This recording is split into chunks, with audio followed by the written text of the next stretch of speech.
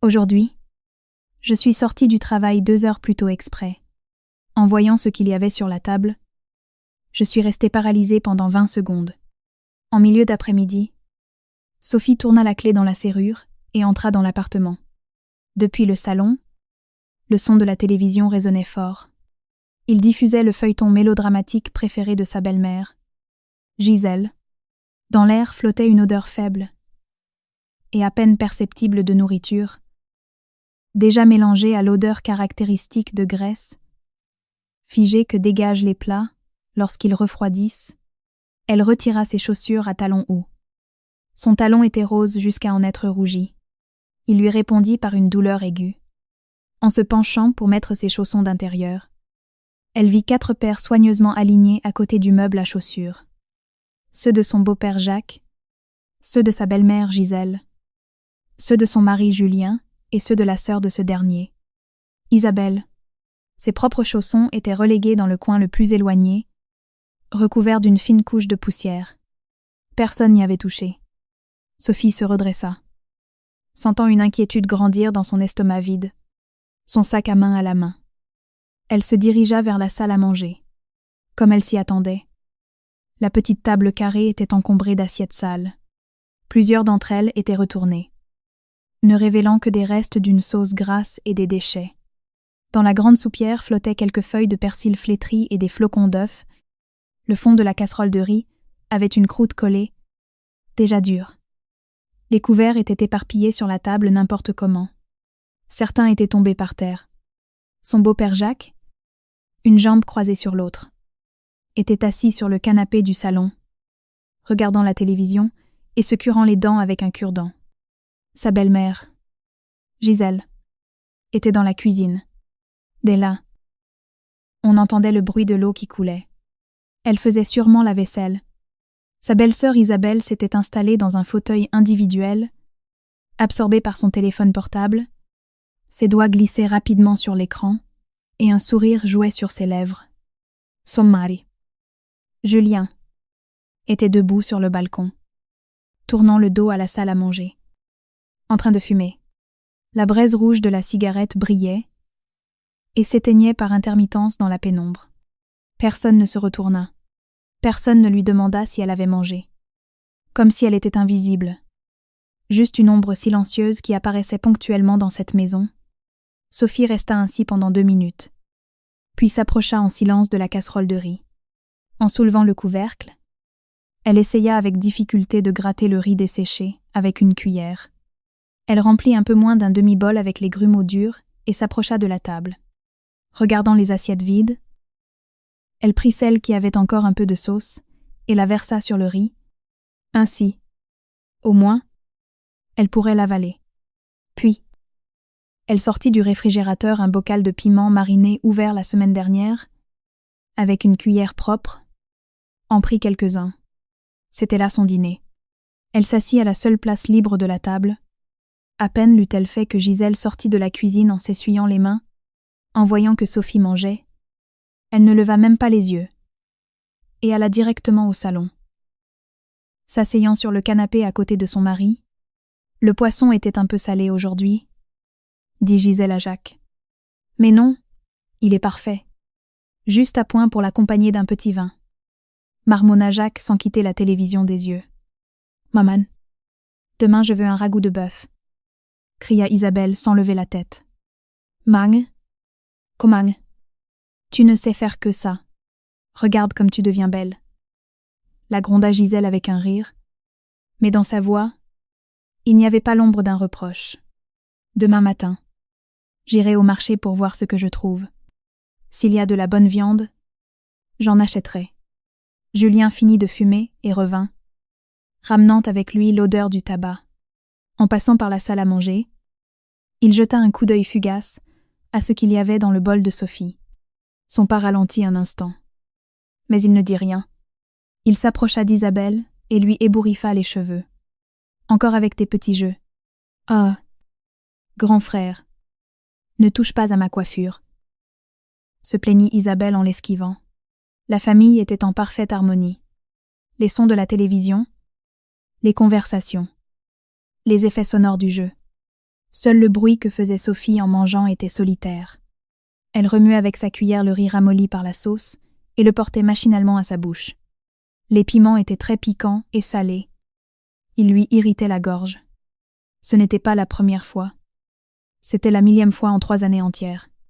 Depuis qu'elle s'était mariée et avait emménagé chez Julien, si elle rentrait du travail après 20h30, la même scène l'attendait toujours. Au début, elle demandait à voix basse. « Maman, il reste quelque chose à dîner ?» Gisèle répondait. « Oh, c'est qu'on ne savait pas à quelle heure tu rentrerais. Alors on a dîné pour que la nourriture ne refroidisse pas. Il reste un peu de soupe dans la casserole. Fais-toi réchauffer quelque chose. Dans le réfrigérateur. » Il n'y avait généralement que de la viande et des légumes crus. Le temps qu'elle se prépare quelque chose, épuisée. Il était déjà presque 22h. Avec le temps, elle avait arrêté de demander. Julien ne disait jamais rien non plus. Un jour, elle n'en put plus et, le soir dans la chambre, elle dit à son mari « Julien, tu ne pourrais pas parler à ta mère pour qu'il m'attende un peu, ou au moins qu'il me garde de la nourriture chaude ?» Julien, tout en naviguant sur les réseaux sociaux sur son téléphone et sans lever les yeux, répondit « Mes parents ont l'habitude de dîner à 20h pile. S'ils attendent trop longtemps, ça leur fera mal à l'estomac. Et toi, tu as des horaires variables. Ils ne peuvent pas t'attendre en mourant de faim. Réchauffe-le toi-même. Quelle différence ça fait ? N'importe quoi. N'importe quoi. Oui. » Aux yeux de Julien, le fait que sa femme mange des restes froids tous les jours était une broutille. Depuis lors, Sophie n'avait plus jamais abordé le sujet. Elle mangea de la nourriture froide en silence pendant 3 ans. Parfois, lorsqu'elle restait au travail jusqu'à 22 ou 23 heures. Elle n'avait même pas droit aux restes desséchés. Elle devait se faire cuire des pâtes elle-même. Sa belle-mère ne lui gardait pas de dîner. Sa belle-sœur encore moins. Il semblait oublier qu'il y avait une autre personne dans cette maison qui n'avait pas dîné. Sophie termina en silence son bol de riz avec la sauce. Les piments étaient trop salés. Alors elle se leva pour aller chercher un verre d'eau. En passant par le salon, elle entendit Isabelle montrer l'écran de son téléphone à Gisèle. « Maman, regarde cette belle robe. Et pour seulement 80 €. » Gisèle se pencha pour regarder. « C'est trop voyant. À qui vas-tu ressembler avec ça ? » « Mais non, ce n'est pas voyant. C'est la couleur à la mode en ce moment. Une de mes collègues a la même, et ça lui va super bien. » Protesta Isabelle en boudant. « Maman, tu me l'achètes ? Je te rembourserai le mois prochain avec ma paie. Laisse. Je te l'achèterai. » La voix de Gisèle était pleine de tendresse. « Maman te l'achète, et tu n'as pas besoin de me rembourser. Contente-toi de bien travailler. » Les doigts de Sophie, qui serrait le verre, blanchirent légèrement. Le salaire d'Isabelle était de 100 € par mois. Elle le dépensait entièrement en vêtements et cosmétiques et demandait souvent de l'argent à ses parents. Le salaire de Sophie était de 2000 €. Depuis le début de son mariage, elle donnait chaque mois 500 € à sa belle-mère pour les dépenses de la maison. Avec l'argent restant, elle devait couvrir une partie de ses dépenses et de celles de Julien. Et en plus, économiser. L'année dernière, elle avait eu un coup de cœur pour un manteau. Avec la réduction, il coûtait 150 €. Elle avait hésité pendant longtemps, et finalement, elle n'avait pas osé l'acheter. Elle avait fini par passer un autre hiver avec son vieil anorak, qui avait déjà plusieurs années. Personne ne lui avait demandé si elle ne voulait pas s'acheter de nouveaux vêtements. Comme si le fait qu'elle gagne de l'argent et l'apporte à la maison était naturel, et dépenser un peu pour elle-même. On crimi. Elle but l'eau et rapporta les assiettes dans la cuisine. Celles que sa belle-mère avait lavées étaient dans l'égouttoir. Elle lava son bol et sa cuillère et les remit à leur place. Dans la poubelle de la cuisine, il y avait beaucoup d'arêtes et de restes de poisson. Le dîner d'aujourd'hui avait dû être bon. Il y avait eu du poisson et de la viande. Simplement, elle n'était pas arrivée à temps. Ou plutôt, il n'était pas prévu qu'elle arrive à temps. Sophie retourna dans la chambre. Cette pièce d'à peine 15 mètres carrés était le seul espace personnel qu'elle et Julien avaient dans cette maison. La décoration était simple, un lit, une armoire, une coiffeuse. Sur la coiffeuse, parmi ses produits de soins du visage, il n'y avait qu'une lotion tonique basique et une crème. Les flacons étaient presque vides. À côté se trouvait un échantillon à moitié utilisé d'un sérum Cher qu'Isabelle avait laissé la dernière fois qu'elle était venue en visite. Sophie s'assit au bord du lit et enleva sa veste. La fatigue semblait l'imprégner jusqu'aux os. Ce n'était pas seulement la fatigue du travail. Ce qui était le plus fatigué, c'était son âme. La porte de la chambre s'ouvrit. Julien entra. Il avait déjà mis son pyjama et, son téléphone à la main, il se glissa dans le lit en s'appuyant sur la tête de lit. Sans cesser de regarder des vidéos, les sons stridents et comiques remplirent la petite pièce. Quand Sophie sortit de la douche, il bougea à peine. « Julien », dit soudain Sophie en se séchant les cheveux. « répondit Julien sans quitter l'écran des yeux. « Demain, il se peut que je quitte le travail un peu plus tôt. »« d'accord », répondit Julien avec indifférence. « À quelle heure ?»« Vers 10 à 7 heures, » dit Sophie. « Eh bien, c'est tôt. » Julien leva enfin les yeux vers elle. « Il s'est passé quelque chose ?»« Non, rien. C'est juste que je suis fatiguée. Je veux rentrer plus tôt et me reposer. » Le ton de Sophie était très calme. « D'accord ?» Julien replongea son regard dans son téléphone. « Rentre tôt. C'est mieux comme ça. »« Non. » ne demanda-t-il pas. « On t'attend pour dîner. » Pas un seul mot. La main de Sophie, qui séchait ses cheveux, s'arrêta lentement. Elle se regarda dans le miroir. 28 ans. Et elle avait déjà de fines rides au coin des yeux. Son visage était pâle. De cette pâleur de fatigue due à une mauvaise alimentation et à un manque de sommeil constant. Ses cheveux étaient devenus secs.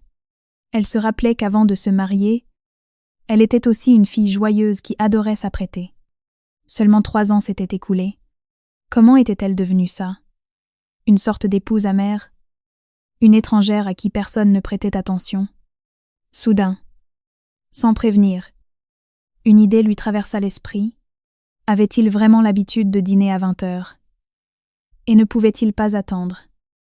Ou bien ne voulait-il tout simplement pas l'attendre? Elle? Si c'était la deuxième option?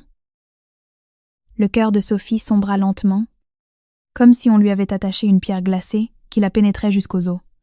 Le lendemain matin, Sophie se leva comme d'habitude à 6h30. Quand elle eut fini de faire sa toilette, sa belle-mère, Gisèle, préparait déjà le petit déjeuner dans la cuisine. Ça sentait les œufs au plat. « Maman. »« Bonjour. » salua Sophie. Gisèle marmonna quelque chose en guise de réponse. Le café au lait est dans la cafetière. « Serge-toi. » Sophie s'approcha et se servit une tasse. Elle s'assit à la table. Dessus, il y avait une assiette avec plusieurs toasts et un peu de confiture. Il n'y avait aucun œuf au plat pour elle. Un peu plus tard, en se frottant les yeux, Isabelle sortit de sa chambre. « Maman, je veux un œuf au plat avec le jaune coulant. »« Je sais. Je te le prépare tout de suite. » entendit-on depuis la cuisine avec un sourire. Peu après, Gisèle sortit avec une assiette sur laquelle se trouvaient 2 œufs au plat doré, au jaune coulant. Visiblement préparés avec soin, elle en posa un devant Isabelle et l'autre à la place où Julien avait l'habitude de s'asseoir. Julien finit aussi de se préparer, l'air de rien, s'assit et commença à manger. Gisèle se servit un peu de café et s'assit également. Son beau-père, Jacques, s'était levé tôt et avait déjà pris son petit déjeuner. Maintenant, il s'occupait de ses plantes sur le balcon.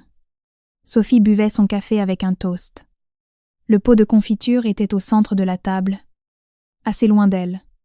Pour l'atteindre, elle devait tendre le bras. Personne ne le lui approcha. Isabelle croqua dans son toast à l'œuf. Le jaune coula. Elle soupira de satisfaction. « Maman, tes œufs au plat sont les meilleurs. Si ça te plaît, mange en plus. » Gisèle regardait sa fille avec un sourire, puis détourna le regard vers son fils. Julien se fatigue beaucoup au travail lui aussi. Mange. Maman. Ce soir, j'ai envie de boulettes de viande, dit Julien en mâchant. D'accord. Après le repas, je préparais tout avec du bœuf et des oignons. Ça te va? La famille discutait du menu du dîner.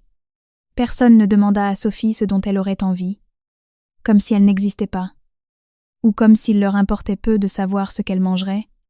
Ça n'avait pas d'importance. Sophie termina son café en silence, apporta la tasse dans la cuisine, la lava et retourna dans sa chambre pour s'habiller. Avant de sortir, elle dit à Julien: « J'y vais. » Julien émit un grognement. Les yeux toujours rivés sur son téléphone, Gisèle débarrassait la table sans lever la tête. Isabelle était déjà retournée dans sa chambre pour se maquiller. Sophie ferma la porte derrière elle et entra dans l'ascenseur matinal. Elle était seule. Le mur en miroir reflétait son visage inexpressif. Soudain, elle ressentit un désir désespéré de savoir si elle rentrait à la maison à 7 heures aujourd'hui. Ce qu'elle y trouverait, cette idée, une fois apparue, s'enroula autour de son cœur comme du lierre, l'étouffant, mais en même temps, l'attirant avec une force presque masochiste. Elle devait vérifier. Elle devait le faire. Sinon, elle sentait qu'elle deviendrait bientôt folle à cause de cette indifférence et de cette froideur qui la cuisait à petit feu. Comme une grenouille dans de l'eau bouillante. Tout au long de sa journée de travail, Sophie fut un peu distraite. Elle travaillait comme responsable dans un magasin de vêtements et avait généralement beaucoup à faire: contrôler les stocks, former les nouveaux employés, s'occuper des clients difficiles. Mais aujourd'hui, elle ne cessait de regarder l'horloge au mur. Le temps passait d'une lenteur exaspérante. Sa collègue Céline s'approcha d'elle et lui murmura d'un ton conspirateur: « Sophie, tu es au courant? La responsable du magasin de la rue d'à côté est tombée enceinte et s'est fait avorter en secret, et sa belle-mère l'a découvert. Quel scandale ça a fait ?» Sophie resta figée. Et pourquoi a-t-elle fait ça? Pourquoi? Parce qu'elle avait peur que ça affecte son travail? Et la belle-mère voulait un petit enfant. Elle n'arrêtait pas de la presser. Et voilà qu'elle le fait. La vieille a failli finir à l'hôpital à cause du choc. Baissa la voix Céline. À mon avis, une femme doit avoir son propre pilier dans la vie. Regarde, elle a renoncé à un enfant pour son travail. Tu te maries et tu cesses de t'appartenir. Sophie replaçait en silence les cintres avec les vêtements. Si tu te maries et que tu cesses de t'appartenir, du moins dans cette famille. Elle semblait perdre peu à peu son propre nom. Elle était la femme de Julien, celle qui arrive tard, celle qui paie les factures, tout sauf Sophie. Vers 15 heures. Sophie entra dans le bureau et dit à la directrice régionale: « Aujourd'hui, je ne me sens pas très bien. J'aimerais partir un peu plus tôt.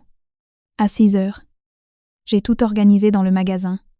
Céline et les filles se débrouilleront. » La directrice, une femme d'une 40aine d'années, regarda le visage pâle de Sophie et acquiesça. « D'accord. Rentre chez toi. Repose-toi bien. C'est vrai que tu n'as pas bonne mine. » Merci.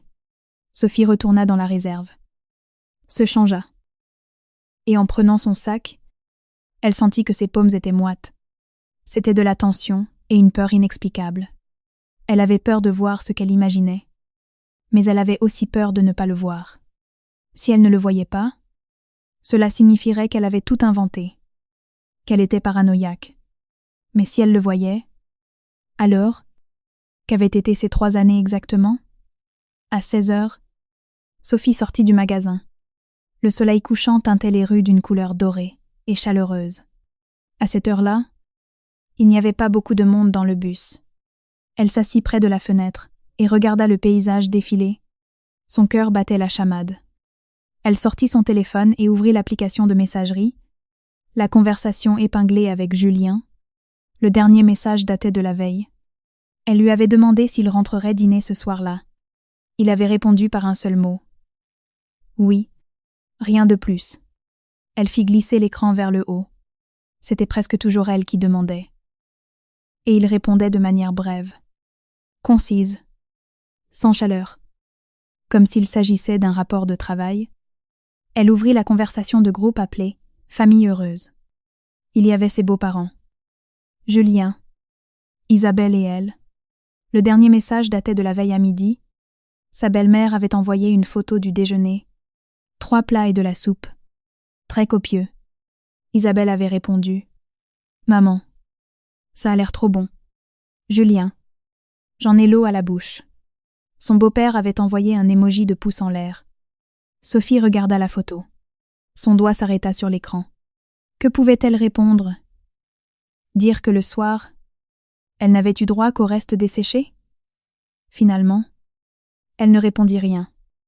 Comme tant d'autres fois. Silence. Le bus s'arrêta. Sophie descendit et marcha vers chez elle. Ses pas devenaient de plus en plus lents. Elle voulait vérifier. Mais juste devant la porte, la peur la saisit. Elle resta un moment près du parterre de fleurs sous les fenêtres. Regardant la fenêtre familière du 3e étage, les rideaux étaient tirés. On ne voyait rien. Après avoir pris plusieurs grandes inspirations, elle sortit ses clés et entra dans l'immeuble. Dans le hall, le silence régnait. On n'entendait que ses pas et les battements accélérés de son cœur. Elle monta marche après marche jusqu'au 3e étage. Debout devant la porte de l'appartement 302, la clé à la main, tremblante, elle tendit l'oreille. De l'intérieur provenaient des voix et le bruit de quelqu'un qui cuisinait. Ce n'était pas fort, mais c'était net. Il était un peu plus de 10 à 7 heures. Normalement, à cette heure-là, sa belle-mère commençait à peine à cuisiner, et le bruit de l'huile qui crépitait était très clair. Serait-il possible que tout soit déjà presque prêt? Sophie se mordit la lèvre et introduisit la clé dans la serrure. Elle la tourna avec précaution. Clic. La porte s'ouvrit. À cet instant précis, un parfum dense de nourriture la frappa au visage. Pas l'odeur familière de nourriture froide et grasse, mais de nourriture chaude, fraîchement sortie du feu. Un mélange de l'arôme spécial de la viande mijotée, du poisson frit, et même d'un bouillon consistant de côte. Sophie resta pétrifiée dans l'entrée. À côté du meuble à chaussures se trouvaient toujours les 4 paires de chaussons soigneusement alignées, les siennes dans le coin le plus éloigné. Elle avait oublié de se changer. Ainsi, avec ses chaussures de ville, elle avança pas à pas vers l'intérieur de l'appartement. Il n'y avait personne dans le salon. La porte de sa chambre était fermée. Les bruits provenaient de la cuisine et de la salle à manger. Dans la cuisine, la hotte bourdonnait. Une spatule frappait en rythme contre une poêle, et quelqu'un fredonnait une mélodie joyeuse. C'était sa belle-mère Gisèle. Dans la salle à manger, la lumière était allumée. Sur la table carrée, les assiettes et les couverts étaient déjà mis. 5 couverts. Ni plus ni moins. Exactement 5. Et sur la table, les plats avec la nourriture.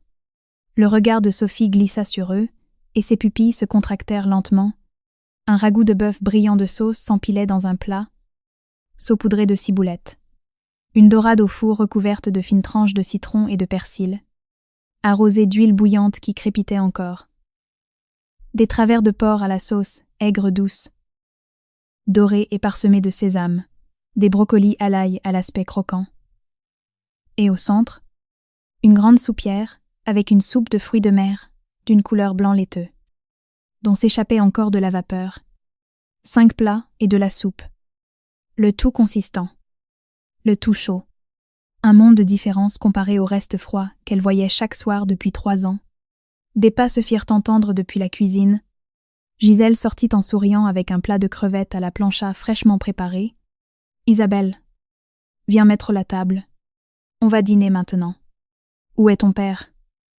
Dis-lui d'arrêter avec ses plantes. Ces mots s'interrompirent. Gisèle vit Sophie debout sur le seuil de la salle à manger. Le sourire sur son visage se figea instantanément, comme si on l'avait mis sur pause. Le plat qu'elle tenait faillit lui tomber des mains. « Toi, pourquoi es-tu rentrée ?» La voix de Gisèle changea. « Dans ses yeux brilla une lueur de panique qu'elle tenta de dissimuler immédiatement derrière un calme forcé. « Ah, Sophie, tu es déjà rentrée. » Esquissa-t-elle un sourire, posant le plat sur la table et s'essuyant les mains sur son tablier. « Comme tu es arrivée tôt aujourd'hui ?» Sophie resta silencieuse. Son regard passa de la table somptueuse au visage de sa belle-mère, puis aux 5 couverts mis. 5. Dans la famille. Ils étaient 6 personnes. Le beau-père, la belle-mère, les maris, la belle-sœur et elle. Ils n'étaient pas 5. Il en manquait un. Ou plutôt, il n'avait préparé que pour 5. Il ne comptait pas sur elle. « Maman, le dîner est prêt. Je meurs de faim. » Entendit-on la voix d'Isabelle depuis sa chambre. Elle sortit en tenue d'intérieur, les cheveux attachés n'importe comment. En voyant Sophie, elle resta elle aussi paralysée. « Belle-sœur !» L'expression d'Isabelle était indescriptible. D'abord la surprise, puis la confusion, et enfin une gêne évidente, comme si on l'avait prise en flagrant délit. « Pourquoi es-tu à la maison à cette heure-ci ? » « Aujourd'hui, je suis sortie plus tôt. » Entendit Sophie sa propre voix. D'un calme inquiétant, Isabelle évitait de regarder Sophie dans les yeux, et encore moins la table. Elle se retourna et alla dans la cuisine. « You weiß. Je vais chercher le pain. » Son beau-père Jacques entra lui aussi depuis le balcon avec un petit arrosoir à la main, en voyant Sophie. Il fut visiblement surpris. « Tiens !» Sophie est rentrée. Sa réaction fut plus naturelle que celle de sa belle-mère. Mais il fronça aussi légèrement les sourcils. « Il n'y avait pas beaucoup de travail aujourd'hui au magasin ? » « Non ? » « Et pas beaucoup. » Sophie était toujours debout au même endroit. Jacques s'éclaircit la gorge, s'assit à sa place en bout de table, prit ses couverts et, par habitude, les tapota contre le bord de l'assiette. « Bon, asseyez-vous tous pour dîner. Ça va refroidir. Temps normal. » Comme si l'apparition de Sophie à cette heure-là devant une table si copieuse était une broutille, comme si le couvert manquant n'existait tout simplement pas. Gisèle avait déjà repris ses esprits. Elle enleva son tablier et s'assit également. « Qu'est-ce que tu fais là debout ?» dit-elle à Sophie. « Va te laver les mains et assieds-toi pour manger. » Elle ne dit pas « Va chercher une assiette et des couverts. » Elle ne dit pas « C'est bien que tu sois arrivé juste pour le dîner. » Elle lui ordonna simplement de se laver les mains. Comme si après cela, des couverts allaient apparaître par magie pour Sophie et qu'elle pourrait se joindre à un dîner pour lequel on ne l'attendait clairement pas. Sophie ne bougea pas. Elle regarda la place vide où Julien avait l'habitude de s'asseoir. « Et Julien ? Où est-il ? » demanda-t-elle. « Julien n'est pas encore rentré du travail. Mais il ne va pas tarder. »« Nous. On commence. » dit Gisèle, se servant déjà un morceau de ragoût et le mettant dans l'assiette de son mari. « Goûte ça. Aujourd'hui, la viande est très tendre. » Isabelle sortit avec une corbeille de pain. La posa au centre de la table, près de son père et de sa mère. Elle ne regarda même pas Sophie et s'assit. À table, ils étaient 4 assis. Jacques, Gisèle et Isabelle. Et il y avait une place vide pour Julien. Les 2 autres chaises où elle et Julien s'asseyaient d'habitude étaient poussées contre le mur, comme si aujourd'hui il n'était prévu que personne ne s'y asseye. Sophie sentit le sang lui monter à la tête. Un bourdonnement emplit ses oreilles. Cette scène chaleureuse et harmonieuse, avec sa nourriture parfumée, était comme un couteau chauffé à blanc qui lui tailladait lentement le cœur. C'était donc ça. Ce n'était pas qu'ils étaient habitués à dîner à 20h. Ils étaient habitués à dîner à 20h toute la famille ensemble. Et elle, Sophie, ne faisait pas partie de cette famille. C'est pourquoi ils pouvaient s'asseoir chaque jour à 20h pour profiter d'un dîner copieux et délicieux. C'est pourquoi elle, en rentrant à 20 et 1h30 ou 22h, ne voyait que des restes froids et du riz desséché. Ce n'était pas qu'ils ne pouvaient pas l'attendre. C'est qu'ils n'avaient tout simplement pas l'intention de l'attendre. Ils ne jugeaient même pas nécessaire de l'en informer. « Sophie, pourquoi tu ne vas pas te laver les mains ?» la pressa de nouveau Gisèle. avec déjà une pointe d'impatience dans la voix. La nourriture va refroidir. Isabelle regarda Sophie du coin de l'œil et baissa rapidement la tête, jouant avec un morceau de pain. Jacques mangeait déjà sa soupe. Émettant des soupirs de satisfaction, « La soupe est super bonne aujourd'hui. » Sophie bougea enfin. Mais pas pour se laver les mains. Elle s'approcha lentement de la table, à la place qui était la sienne. Mais où il n'y avait maintenant plus de chaise, son regard glissa lentement sur chaque visage. Le visage tranquille de son beau-père, le calme forcé de sa belle-mère sous lequel se cachait une pointe de culpabilité, le regard fuyant de sa belle-sœur. Enfin, son regard s'arrêta sur l'abondance des plats.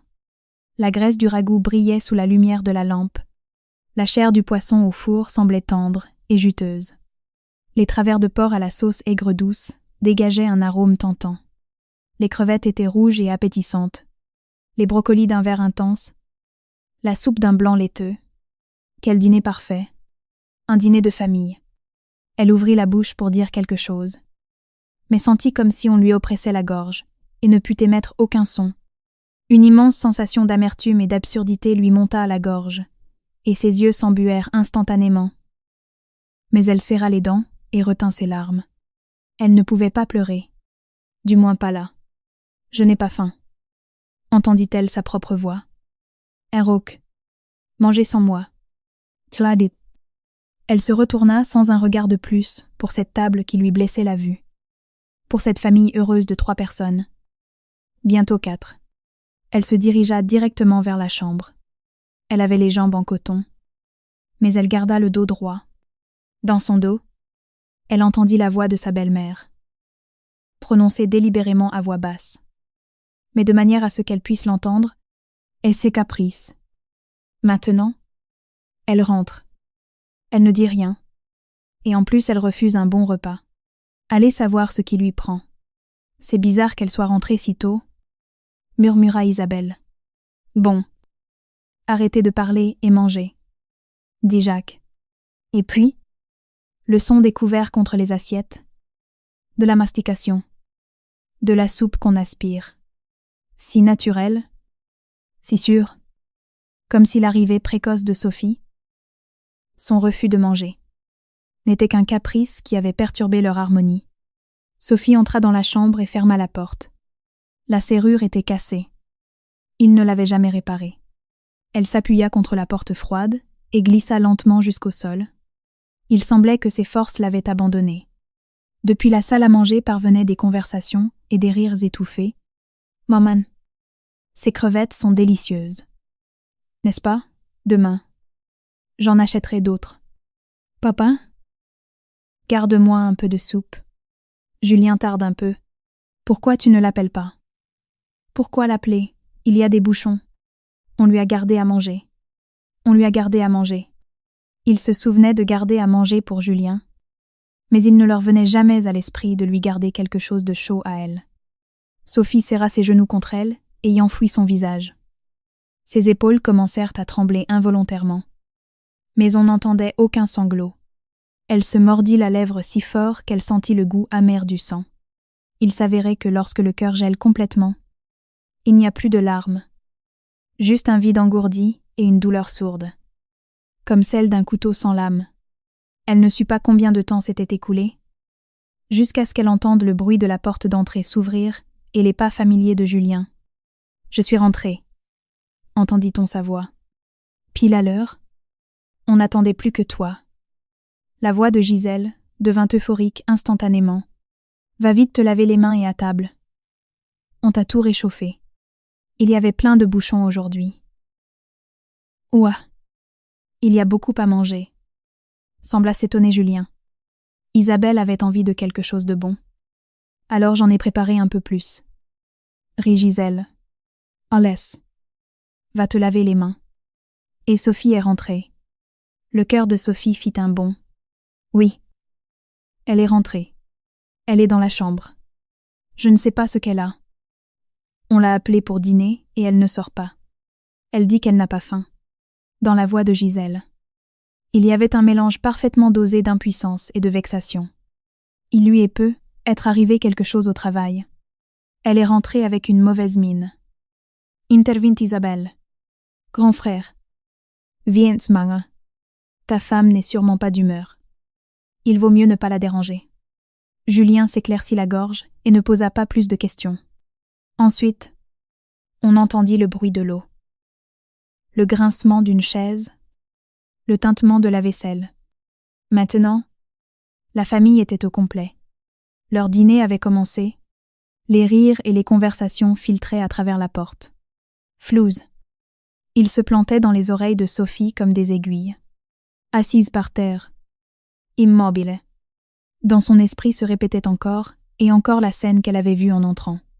Les 5 couverts, les 4 portions de pain, l'absence de sa chaise, les plats fumants et somptueux, le sourire figé de sa belle-mère, le regard fuyant de sa belle-sœur, et ce « asseyez-vous tous pour dîner », si naturel de son beau-père, il s'avérait que toutes ses tentatives pendant 3 ans d'être patiente, de contribuer, d'être l'une des leurs, avaient été une blague. Elle n'était jamais vraiment devenue membre de cette famille. Elle était une étrangère. Une personne qui payait ponctuellement les factures. Anne faisait les tâches ménagères et le soir mangeait des restes froids. Une personne qu'on pouvait automatiquement exclure de leur bonheur familial. Elle enfonça ses ongles dans les paumes de ses mains. Ça lui faisait mal, mais pas autant que son cœur. Les conversations derrière la porte se prolongèrent. Julien racontait des anecdotes amusantes du travail. Isabelle parlait d'une autre robe qui lui plaisait. Gisèle se plaignait que le prix du bœuf avait encore augmenté. Jacques faisait des commentaires de temps en temps. Quelle chaleureuse idylle familiale. Une idylle dont elle ne faisait pas partie. Quand le dîner touchait à sa fin, Sophie entendit la voix de sa belle-mère. « Julien, apporte une assiette à ta femme. Même si elle n'est pas d'humeur, elle doit manger quelque chose. C'est pas la peine. Maman. Elle a dit qu'elle n'avait pas faim. Laisse-la. » La voix de Julien. Comment ça? Laisse-la, elle va se bousiller l'estomac. Apporte-le lui. Convainc-la de manger. Insista Gisèle. D'accord. Des pas se dirigèrent vers la chambre.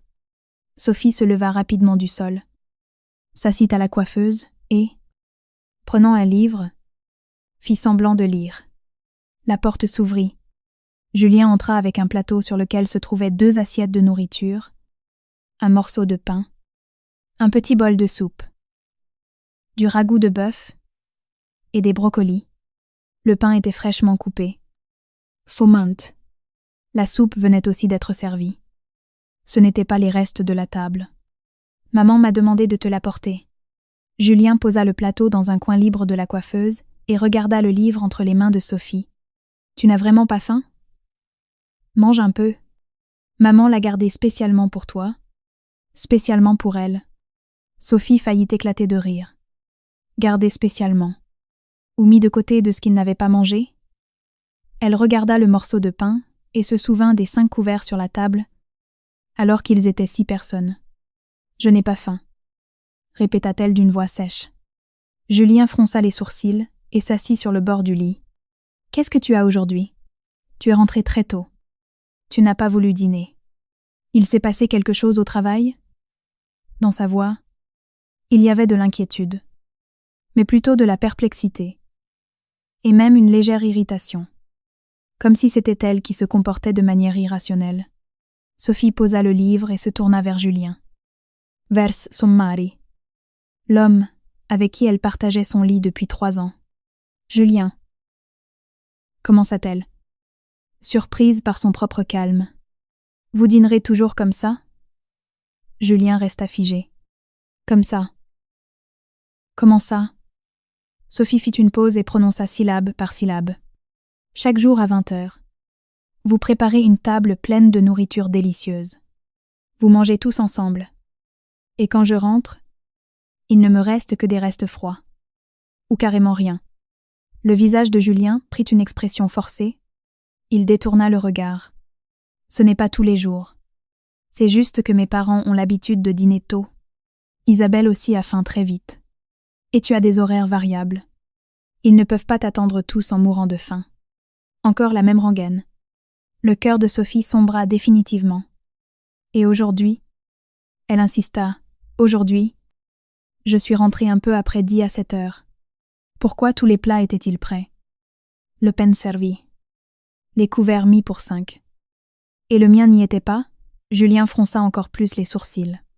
C'est que tu es rentré à l'improviste aujourd'hui? Maman ne savait pas que tu allais dîner à la maison? Comment aurait-elle pu avoir le temps de préparer pour une personne de plus? Ne pas avoir le temps? Sophie ne put s'empêcher d'élever la voix. Ragoût de bœuf. Poisson au four. Travers de porc. Crevettes. Soupe. Tant de plats. Pour ça, il ne faut pas de temps.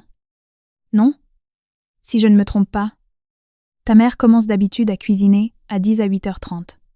Je suis arrivée à 10 à 7h. 10 et tout était déjà prêt. Chaud. Et tu appelles ça ne pas avoir le temps de préparer pour une personne de plus? Julien ne sut quoi répondre. Il se sentit mal à l'aise.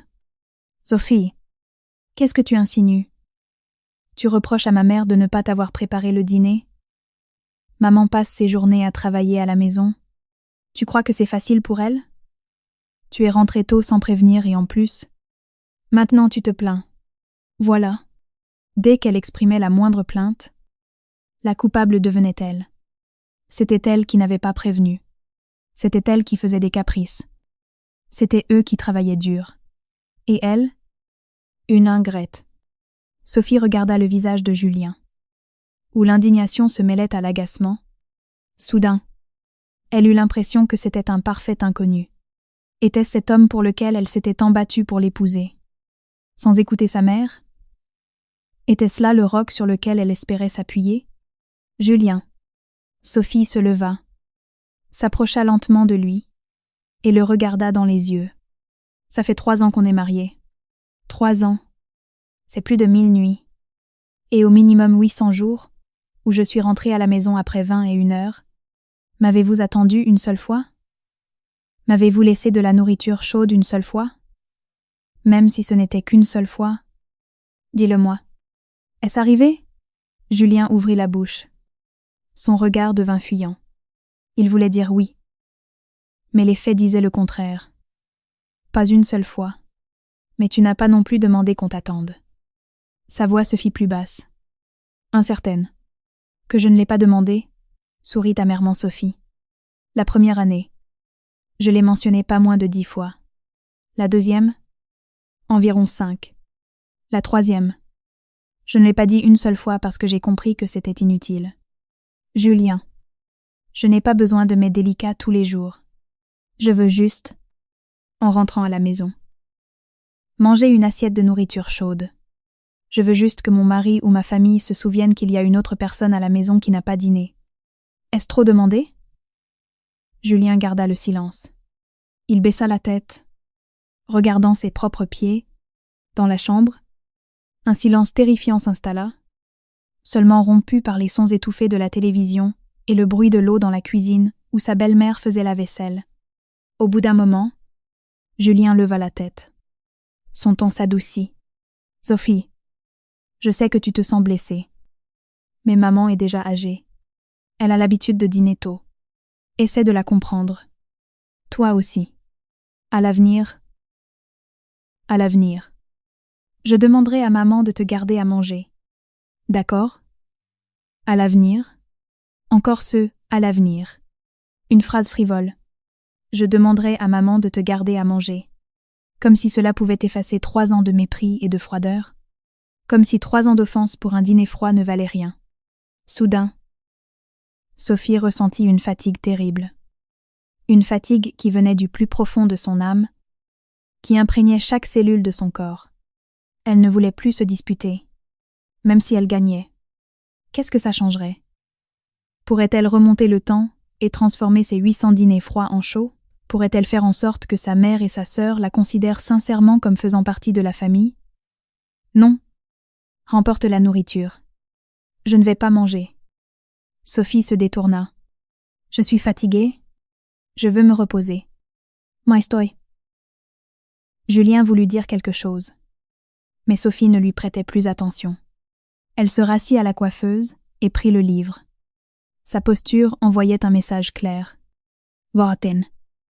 Julien resta debout un moment, regardant son dos obstinément droit, et finalement, prenant le plateau. Il sortit. La porte se ferma très doucement. Mais pour Sophie, ce son fut comme le grondement sourd d'un coup de tonnerre.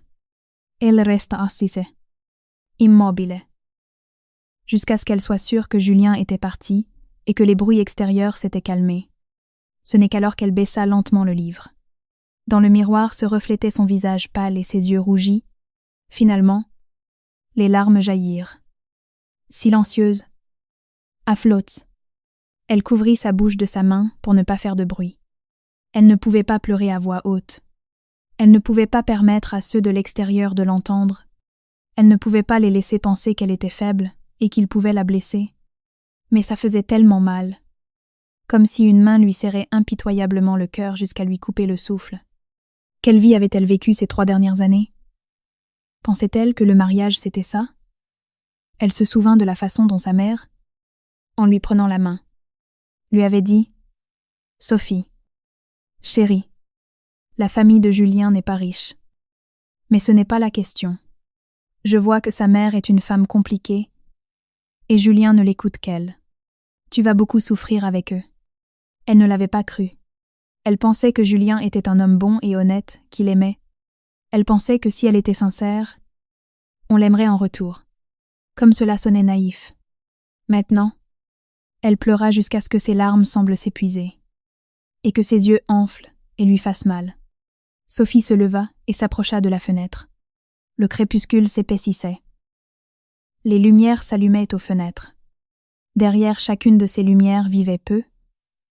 Être une autre idiote comme elle prit son téléphone. L'écran éclaira son visage émacié. Ses doigts glissèrent sur la liste de contacts et s'arrêtèrent sur le mot « maman ». Elle voulut appeler, entendre la voix de sa mère, tomber dans ses bras et pleurer à chaudes larmes. Mais elle ne le pouvait pas. Elle avait elle-même pris cette décision. Sa mère le lui avait déconseillé. Elle lui avait même dit des mots durs. C'était elle qui s'était obstinée. « Maman, je serai heureuse. » Avec quel visage allait-elle appeler maintenant pour se plaindre? Elle posa le téléphone sur le lit et alla dans la salle de bain. Elle s'aspergea d'eau froide sur le visage avec désespoir.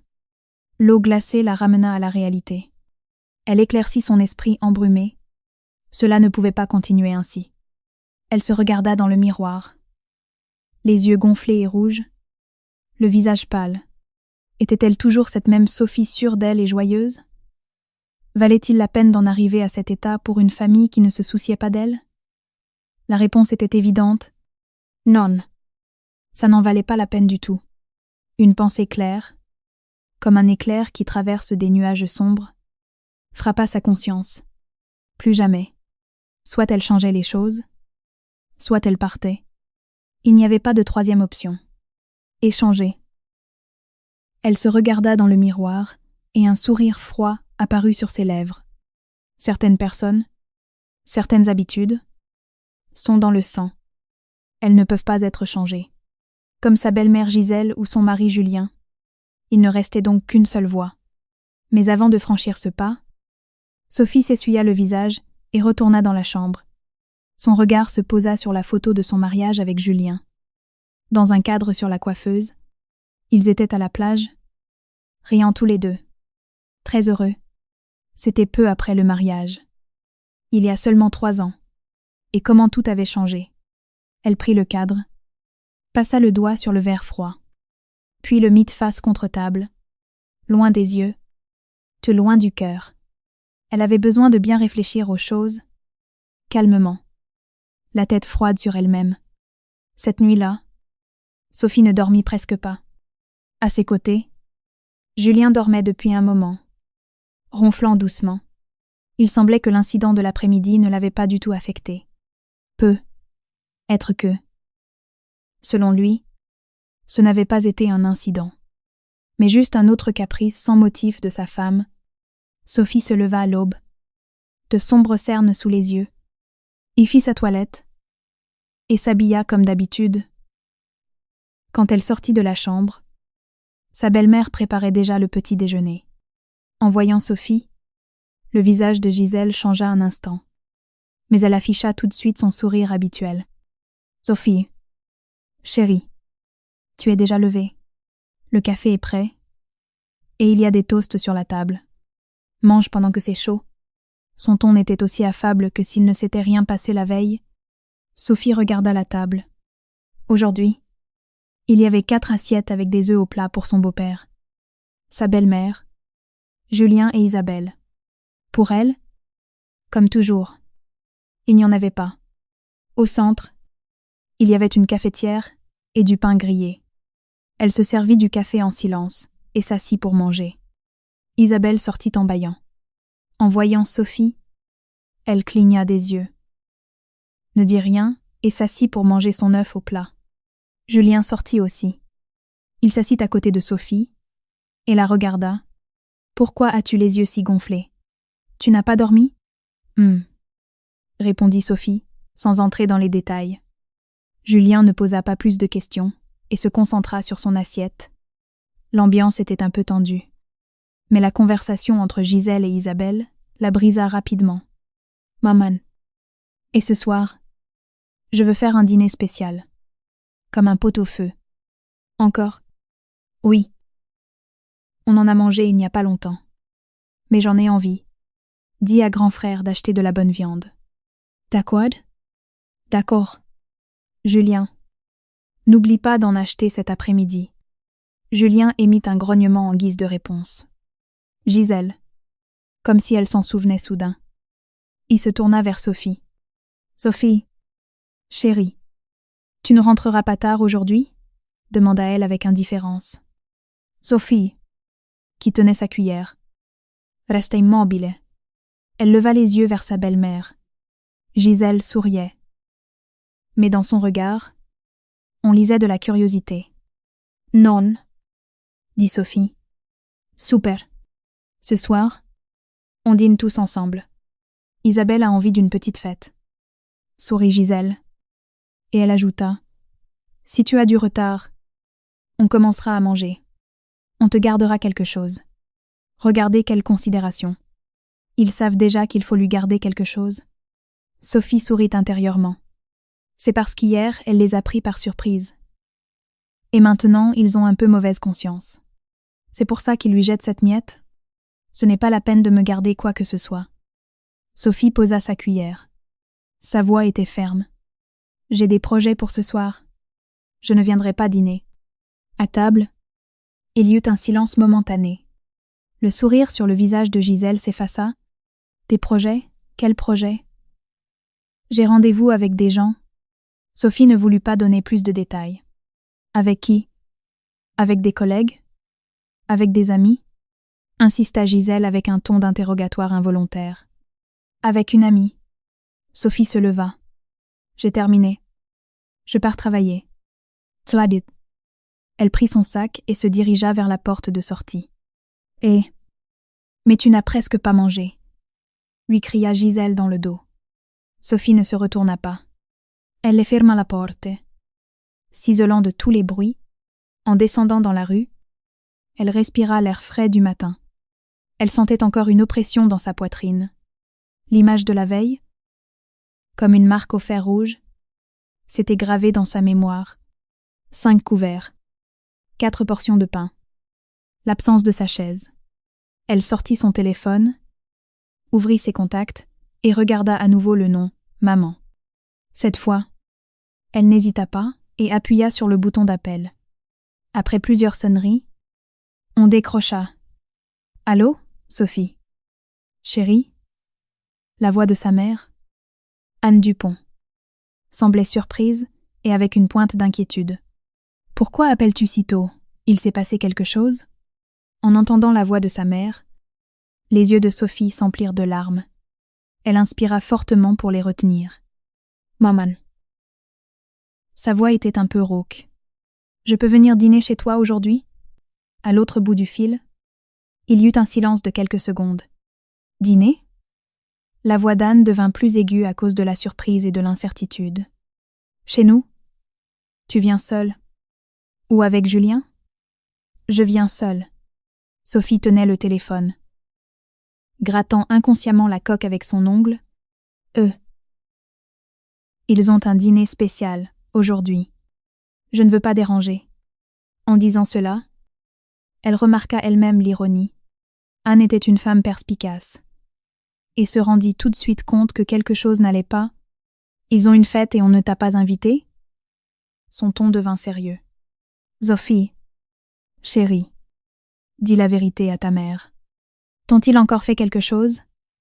Ce « encore » fut comme une petite piqûre d'épingle pour Sophie. Elle se força à sourire, même si sa mère ne pouvait pas le voir au téléphone. Non. Maman. C'est juste. C'est que tu m'as manqué. J'ai envie de ta cuisine. Je peux? À l'autre bout. On entendit un soupir à peine perceptible. Si tu peux, bien sûr que tu peux, que ma fille veuille venir dîner. J'en suis enchantée. Sa voix retrouva son entrain. De quoi as-tu envie? Maman te le prépare. Des travers de porc. Une daurade au four. Ou tes crevettes à la plancha préférée? En entendant sa mère énumérer ses plats préférés, Sophie sentit à nouveau les larmes perler à ses yeux. En 3 ans chez son mari, personne ne lui avait demandé ce qu'elle aimait. N'importe quoi. Tout ce que tu cuisines. J'adore. D'accord. Alors, après le déjeuner, j'irai acheter des produits frais. À quelle heure tu sors? Je calculerai pour que, quand tu arrives, tout soit chaud. Aujourd'hui, je sors plus tôt. Vers 10 à 7h30, je serai là. Parfait. Alors, à 10 à 8h30, le dîner sera sur la table. Je t'attends. En raccrochant, Sophie resta un bon moment debout au même endroit. Sa mère n'avait pas insisté. Mais Sophie savait qu'elle avait 1 million de questions et d'inquiétudes en tête. Elle ne voulait simplement pas la presser au téléphone. Cette délicate considération blessa encore plus le cœur de Sophie. Elle renifla, rangea le téléphone dans son sac et se dirigea vers l'arrêt de bus. Toute la journée au travail, elle fut de nouveau un peu distraite. Mais contrairement au tourment de la veille, aujourd'hui, il y avait quelque chose dans son âme qui la distrayait de la froideur glaciale et de l'engourdissement. Elle savait que l'après-midi, elle irait chez sa mère. Elle savait que l'attendait une table avec ses plats chauds préférés, et une personne qui l'attendait sincèrement pour dîner. Cela ajouta un rayon de lumière à son humeur sombre. Pendant la journée, elle travailla comme d'habitude. Mais quand il y avait moins à faire, elle regardait par la fenêtre et pensait. Elle ne pensait pas à l'humiliation de la veille, mais à la façon dont elle en était arrivée, étape par étape. À cette vie, la faute en incombait-elle seulement à une belle-mère avare, une belle-sœur gâtée et un mari indifférent? Et elle-même, n'avait-elle pas été trop patiente? Ne s'était-elle pas trop peu valorisée? La première fois qu'on lui avait laissé le dîner froid, pourquoi n'avait-elle pas fait un scandale? La première fois qu'on l'avait ignorée, pourquoi n'avait-elle pas exprimé ses exigences? La première fois qu'elle s'était sentie blessée, pourquoi n'avait-elle pas avoué à Julien ses véritables sentiments? Elle pensait toujours « Je vais supporter un peu, et tout s'arrangera. » Elle pensait « Nous sommes une famille. Pourquoi se disputer pour des bêtises? » Elle pensait « Julien se fatigue aussi au travail. Je ne vais pas le déranger plus qu'il ne faut. » Et quel en fut le résultat? Sa patience devint pour eux un motif d'effronterie. Sa réticence à se disputer, une raison pour le mépris. Sa compréhension, l'argument de Julien pour son « n'importe quoi », c'était elle-même qui, de ses propres mains, s'était mise dans cette situation humiliante. En réalisant cela, Sophie ne ressentit pas de soulagement. Au contraire, elle se sentit encore plus mal. Mais ce poids n'était pas seulement de la douleur et de l'offense. Il contenait une amertume lucide et le désir de changer quelque chose. Vers la fin de la journée, la directrice régionale s'approcha. « Sophie, hier tu ne te sentais pas bien. Aujourd'hui, ça va mieux? Tu n'as toujours pas très bonne mine. Je vais mieux. Merci de vous inquiéter. » S'empressa de répondre Sophie. « Si tu ne vas toujours pas bien, prends une demi-journée de plus. Ne joue pas les héroïnes. La directrice lui tapota l'épaule. Au fait, le mois prochain, l'entreprise offre une place pour une formation au siège central. Une pour notre magasin. Après la formation, il y aura de grandes possibilités de promotion et d'augmentation de salaire. Je vois que tu travailles toujours avec beaucoup de responsabilités. Je veux te recommander. Mais la formation est longue.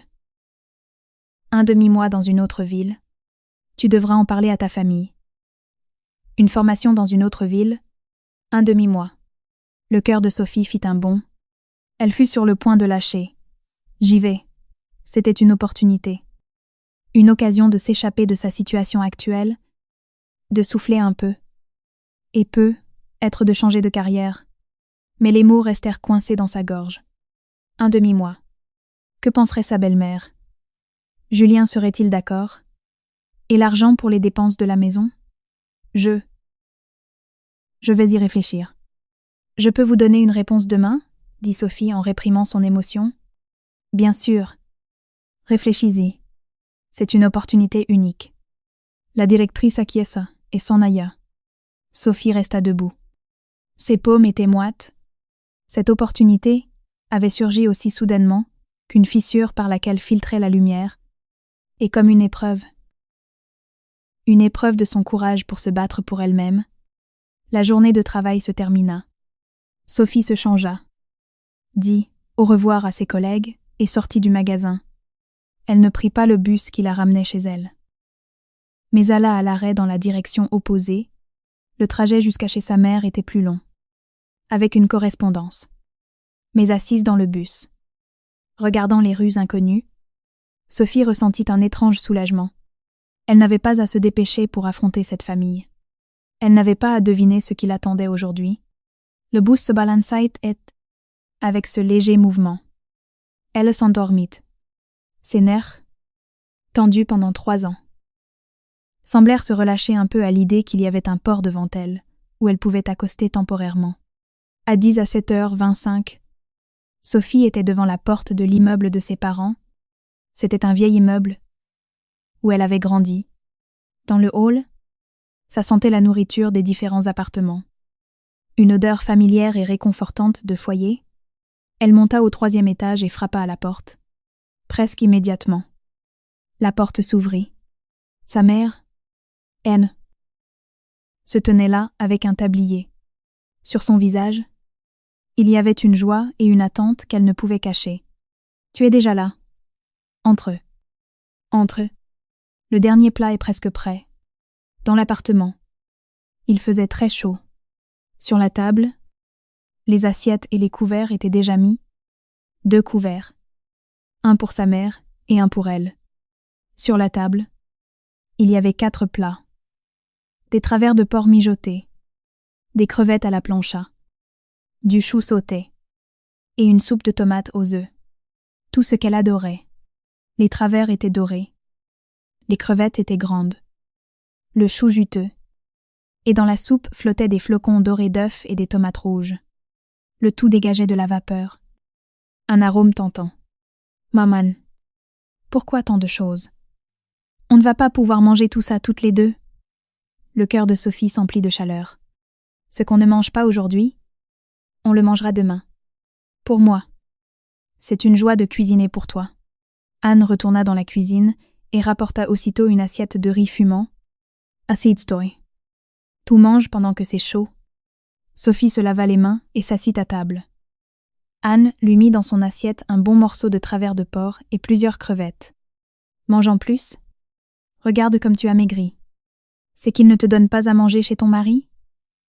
Sophie regarda la montagne de nourriture dans son assiette et, de nouveau, ses yeux s'emplirent de larmes. Elle mordit dans un morceau de travers de porc. La viande était tendre, avec juste ce qu'il fallait de sel et de douceur, la saveur la plus familière et la plus chère de son enfance.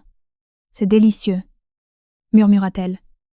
La tête baissée sur son assiette, Anne s'assit aussi. Mais elle mangea à peine. Elle ne cessait de regarder comment Sophie mangeait. Dans son regard, il y avait de la douleur. « Mang, sois tranquille. Personne ne va te le prendre. Elle lui servit de la soupe. Bois un peu. Ne va pas t'étouffer. Ce dîner. Sophie le mangea avec un appétit tout particulier. Et dans un silence complet, elle avait peur de parler pour ne pas fondre en larmes. Anne ne posa pas de questions non plus. Elle se contentait de lui remettre de la nourriture et de lui servir plus de soupe. Quand Sophie ne put plus manger et posa ses couverts, elle dit « Je n'en peux plus. Vraiment. Peut être juste un peu plus de soupe. Vraiment. Maman. Regarde. J'ai déjà le ventre tout rond. » Sophie sourit faiblement. Alors, Anne commença à débarrasser la table. Sophie voulut l'aider. Mais sa mère l'en empêcha. « Asseds-toi. Repose-toi. Regarde la télé. Je m'en occupe. » Sophie ne discuta pas. Elle s'assit sur le vieux canapé du salon. La télévision était allumée. C'étaient les informations. Mais elle n'y prêtait pas attention. Son regard s'arrêta sur une photo de famille au mur. On l'avait prise quand elle était à l'université. Son père vivait encore. Sur la photo, il enlaçait sa mère par les épaules, et elles se tenaient entre eux. Tous les trois souriaient. Et heureux. Son père était mort jeune d'une maladie, et sa mère l'avait élevé seule. Sa mère avait toujours été forte. Elle pleurait rarement devant elle. Elle lui donnait toujours le meilleur. Quand elle allait se marier avec Julien, sa mère s'y était fermement opposée. Pas parce qu'il était pauvre. Sa mère avait vu ses parents plusieurs fois et avait deviné qu'ils étaient rusés et calculateurs, et Julien était un homme sans caractère qui n'écoutait que sa mère. Sa mère craignait qu'elle ne souffre. Mais à l'époque, aveuglée par l'amour, elle pensait que sa mère exagérait, que l'important c'était l'amour de Julien. À quel point sa mère avait-elle raison? Anne termina rapidement dans la cuisine et sortit avec une assiette de pommes coupées. Elle s'assit à côté de Sophie, mangeant un peu pour la digestion. Sophie prit un quartier de pommes. Elles restèrent assises en silence pendant un moment. Dans la pièce, on n'entendait que la télévision. Au bout d'un moment, Anne prit la télécommande et baissa le volume. Elle se tourna vers Sophie. « Sophie, chérie, maintenant tu peux raconter à maman ce qui s'est passé. Il s'est passé ce qui devait se passer. » Sophie posa la pomme. Ses doigts jouaient inconsciemment avec le bord de ses vêtements. « Maman, je... » Elle ouvrit la bouche, mais ne savait pas par où commencer. Lui raconter comment elle avait mangé des plats froids pendant 3 ans. Le dîner luxueux de la veille et les 5 couverts. Le ton désinvolte de Julien? Quoi qu'elle dise, tout la faisait passer pour une ratée et une ridicule. Julien, t'a-t-il fait quelque chose? Ou est-ce sa famille qui te traite mal? La voix d'Anne était douce, mais son regard perçant. Sophie baissa la tête. Maman, je suis très bête. N'est-ce pas? Demanda-t-elle. Hors de propos. Anne se figea. Ses yeux rougirent. Elle prit la main froide de Sophie. Ma fille n'est pas bête. Ma fille est trop gentille. Elle fait trop confiance aux gens. Elle se fait du mal à elle-même trop facilement. Ces mots furent comme l'ouverture d'une vanne. Les larmes que Sophie avait retenues depuis si longtemps jaillirent à flots. Maman, sanglota-t-elle. Et elle se réfugia dans les bras de sa mère. Comme une petite fille blessée pleurant à chaudes larmes, Anne la serra forte, lui caressant le dos. Et se mit à pleurer, elle aussi. Pleure, pleure. Tu te sentiras mieux. Maman est là. N'aie pas peur. Sophie pleura pendant longtemps, évacuant toutes les offenses. L'amertume, la déception et la colère accumulées pendant 3 ans. Elle pleura jusqu'à en devenir rauque, jusqu'à en trembler. Anne la serra dans ses bras tout le temps, sans la presser, sans l'interroger, simplement en la soutenant en silence, quand les pleurs s'apaisèrent. Anne prit un mouchoir et essuya tendrement les larmes de sa fille. « Maintenant, tu peux me raconter ce qui s'est passé. » Sophie, entre 2 sanglots, lui raconta de façon hachée tout ce qui s'était passé la veille. Depuis sa décision de quitter le travail plus tôt, jusqu'à la table somptueuse. Les 5 couverts, l'absence de sa chaise, le sourire figé de sa belle-mère et les explications ultérieures de Julien, à la fin de son récit, sa voix s'était calmée. Il ne restait en elle qu'une profonde fatigue et une grande froideur. Le visage d'Anne s'assombrit de colère. Quelle famille! Quelle Gisèle! Sa voix tremblait de rage. Je savais bien qu'il ne fallait rien attendre de bon de ces gens-là. Ils ont l'air très convenables. Mais dans le dos, ils font ça à ma fille. 3 ans. 3 années entières à te donner les restes. Il faut n'avoir aucune honte. Et Julien? C'est qu'il est mort?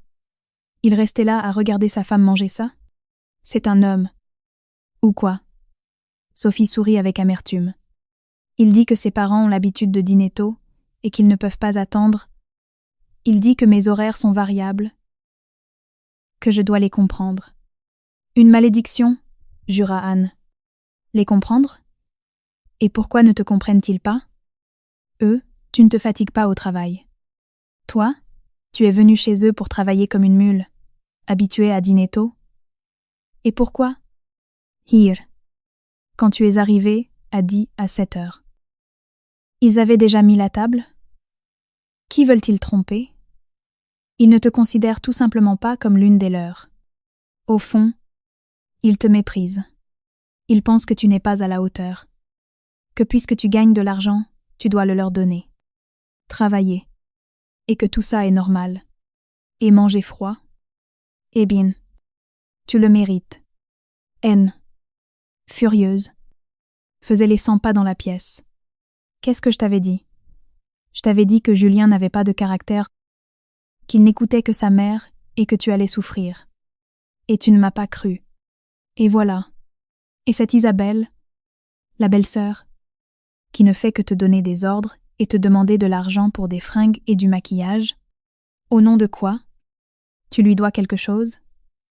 Et Gisèle, en plus, elle l'encourage? Il t'utilise simplement comme une vache à lait, comme un distributeur automatique. Anne s'arrêta et regarda les yeux gonflés et le visage pâle de sa fille. Elle ressentit une douleur insupportable.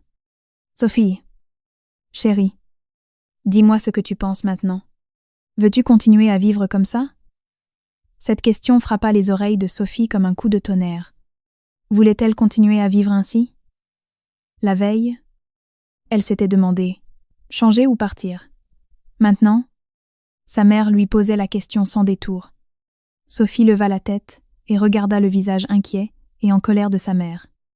Elle se souvint de la chambre froide de la nuit précédente, des ronflements de Julien, de ce dîner luxueux, mais qui lui blessait la vue chaque soir avec de la nourriture froide, de chaque instant de mépris, de chaque sentiment qui s'était refroidi au cours de ces 3 années. Maman. Sa voix était rauque, mais étonnamment ferme. Je ne sais pas si je pourrais continuer à vivre comme ça, mais je sais que je ne veux plus vivre comme avant. Les yeux d'Anne brillèrent. Tu as enfin compris. J'avais tellement peur que tu endures et endures jusqu'à devenir vieille, jusqu'à ce qu'il t'ait pressé de tout ton jus et te jette. Elle se rassit à côté de Sophie en lui serrant fort la main. Sophie, chérie, un divorce n'est pas la fin du monde. Maman t'entretiendra. Tu es ma fille unique. Te voir souffrir est pire qu'un poignard dans le cœur pour moi. Divorce? Reviens à la maison. Maman te cuisinera de bonnes choses. Maman t'aimera. Sophie, assise dans le salon chaleureux de sa mère, écoutait ces mots. Les larmes remontèrent à ses yeux. Mais cette fois, elle les retint. Elle prit une profonde inspiration, se redressa et s'essuya les yeux. Maman, je n'ai pas encore décidé si je divorce ou non. Sa voix était claire et stable. Mais j'ai décidé que je ne pouvais plus continuer à vivre comme avant. Anne resta figée un instant. Puis, une expression de soulagement apparut dans ses yeux. Que veux-tu faire? Maman te soutiendra en tout. Sophie regarda son foyer familial. Son regard s'arrêta sur la photo de son père. Il souriait sur la photo, comme s'il l'encourageait. Premièrement, dit Sophie, je ne vais plus leur donner d'argent pour les dépenses. Les yeux d'Anne s'illuminèrent. Il était temps, tu gagnes 2000 €. Tu leur en donnes 500. Il t'en reste 100 NLRR. Le calcul d'origine est étrange. Je maintiens l'idée qu'il lui reste peu. Avec lesquels tu couvres en plus les dépenses communes et tu économises. Et eux se font des festins avec ton argent et ne te considèrent même pas comme une personne. Oui, sourit amèrement Sophie. J'ai calculé qu'en 3 ans, je leur ai donné presque 10 à 8 000 €. Et je n'ai même pas eu droit à une assiette de nourriture chaude. Peux-tu récupérer cet argent ? Demanda Anne. Sophie secoua la tête. Le récupérer sera difficile. Mais je ne leur donnerai plus un centime. Je dirai à Julien. S'il n'y a pas de place pour moi à table, il n'y a pas de place pour mon argent dans cette maison non plus. Exact, s'exclama Anne en se tapant sur le genou. Et deuxièmement ? Deuxièmement. Sophie fit une pause. Je pars en formation. Elle raconta à sa mère la proposition de la directrice. Anne acquiesça. Vas-y, bien sûr que tu dois y aller. C'est une grande opportunité. Un demi-mois dans une autre ville te servira à déconnecter de cette horreur. À te calmer. Et la croissance professionnelle est la chose la plus importante. Quand une femme se suffit à elle-même, elle marche plus droite. Je le pense aussi, dit Sophie. Mais d'abord, je dois le dire à Julien. Pourquoi le lui dire ? Fronça les sourcils Anne. C'est ton affaire. Décide par toi-même. Maman. Sophie prit la main de sa mère. Cette fois, je ne veux pas seulement changer ma vie, mais aussi mon attitude. Je veux apprendre à communiquer, à exprimer mes sentiments, à me battre pour moi. Si je fais une telle chose dans son dos, en quoi serais-je différente d'eux ? Anne regarda sa fille. Et soudain, elle se rendit compte qu'elle avait changé. Dans son regard, il y avait moins de timidité et de confusion, plus de clarté et de fermeté. Tu as raison, dit Anne avec soulagement.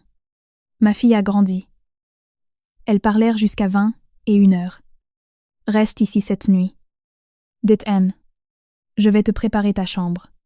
Sophie secoua la tête. Maman. Je dois rentrer. Pourquoi faire ? S'alarma Anne. Pour revoir leurs longues figures ? Je dois y retourner. Se leva Sophie. Si je n'y retourne pas maintenant, je n'aurai jamais le courage de les affronter. Maman, je ne peux pas fuir. Anne regarda le visage obstiné de sa fille et comprit qu'elle ne la convaincrait pas. D'accord. Va-ce. Mais souviens-toi, Sophie chérie, cette maison sera toujours ta maison. S'ils te font quoi que ce soit, reviens immédiatement. Je sais. Maman. Sophie s'habilla et prit son sac. À la porte, Anne l'arrêta soudain et lui mit un petit sachet dans la main. Qu'est-ce que c'est ? C'est une chaîne en or que ton père m'a offerte. Je ne l'ai jamais portée. Dit Anne, elle n'est pas très chère. Mais c'est de l'or. Prends-la. Au cas où. Les yeux de Sophie s'emplirent de larmes. Elle enlaça sa mère. Maman, ça ira pour moi. Oui ? Ça ira pour ma fille. En sortant de chez sa mère, Sophie n'alla pas directement chez elle. Elle s'assit dans un parc. La nuit de juillet était fraîche. Le vent lui cinglait le visage. Mais elle ressentait de la chaleur dans son âme. Le cœur congelé pendant 3 ans semblait commencer à dégeler. Elle sortit son téléphone. Ni appel manqué. Ni message. Julien ne lui avait même pas demandé pourquoi elle n'était pas rentrée pour dîner. Ils devaient sûrement être tous ensemble, à manger, à rire. Et sans elle, il devait être encore mieux. Sophie rangea son téléphone, se leva et se dirigea vers l'arrêt de bus. Il était temps de rentrer. Cette fois, non pas pour supporter, non pas pour plaire, mais pour déclarer la guerre. Une guerre pour elle-même. Elle rentra à la maison vers 22 heures. Dans le salon, il y avait de la lumière. La télévision était allumée. En entrant, elle sentit l'odeur des épices du pot-au-feu et de la viande. Dans la cuisine, comme elle s'y attendait, c'était le désordre. La table était débarrassée. Mais elle portait des taches de graisse et par terre, il y avait des feuilles de laitue. Son beau-père regardait la télévision. Sa belle-mère nettoyait la cuisine. Isabelle était assise sur le canapé avec son téléphone. Julien n'était pas dans le salon. En entendant le bruit de la porte s'ouvrir, Gisèle passa la tête depuis la cuisine. « Ah, tu es rentrée. » Son ton était neutre. « Tu as mangé ? » ?»« Oui, » répondit Sophie avec fermeté. « Où ça ?» insista Gisèle. « Chez ma mère. » Sophie changeait de chaussures. Le visage de Gisèle s'assombrit. Mais elle ne dit rien et se cacha dans la cuisine. Isabelle regarda Sophie, fit la grimace et continua à jouer avec son téléphone. Sophie, sans leur prêter attention, alla dans la chambre. Julien était allongé sur le lit avec son téléphone. En entendant ses pas, il leva la tête. « Tu es rentré. Pourquoi es-tu allé chez ta mère ? Tu ne me l'as même pas dit. » Dans sa voix, il y avait une nuance de reproche. « J'ai dit que j'avais des projets et que je ne viendrais pas dîner. » Sophie enleva sa veste. Son ton était calme.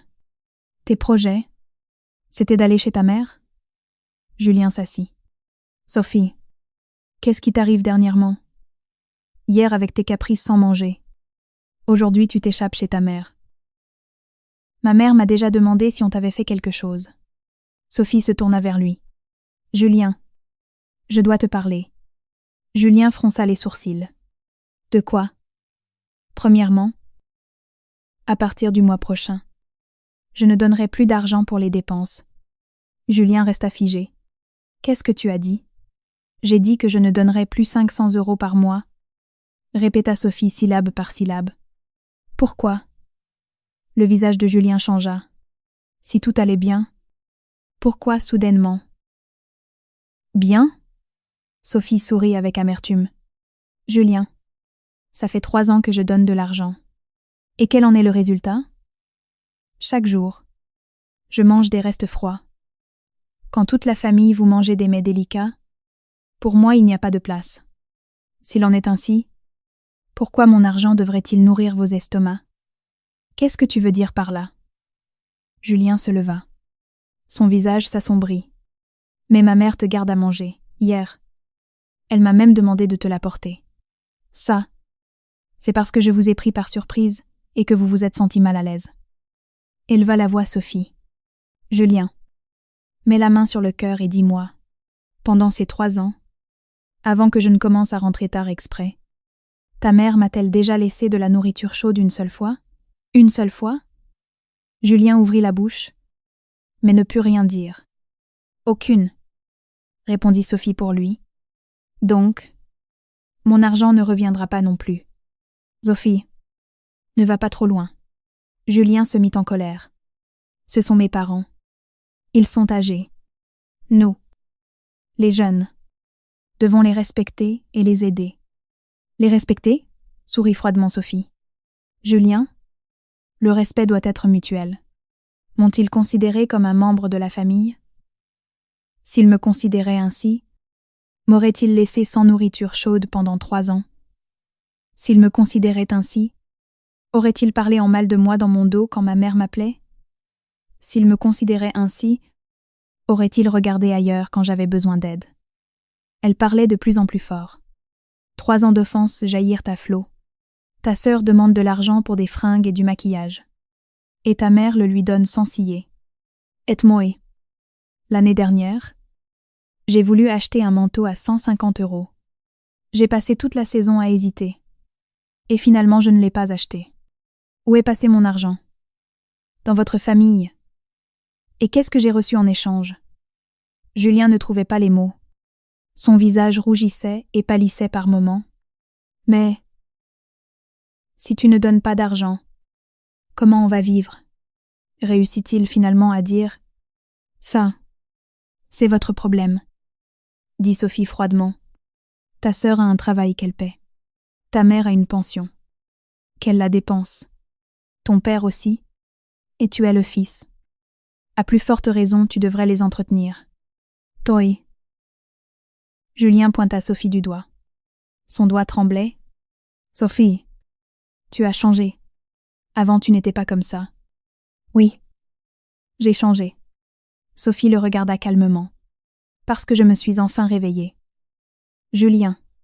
J'ai vécu dans un rêve pendant 3 ans. Je pensais que si j'étais gentille, patiente et que je faisais des efforts, je gagnerais votre amour. Maintenant je me suis réveillée. Ce rêve est fini. Julien s'effondra sur le lit en se tenant la tête.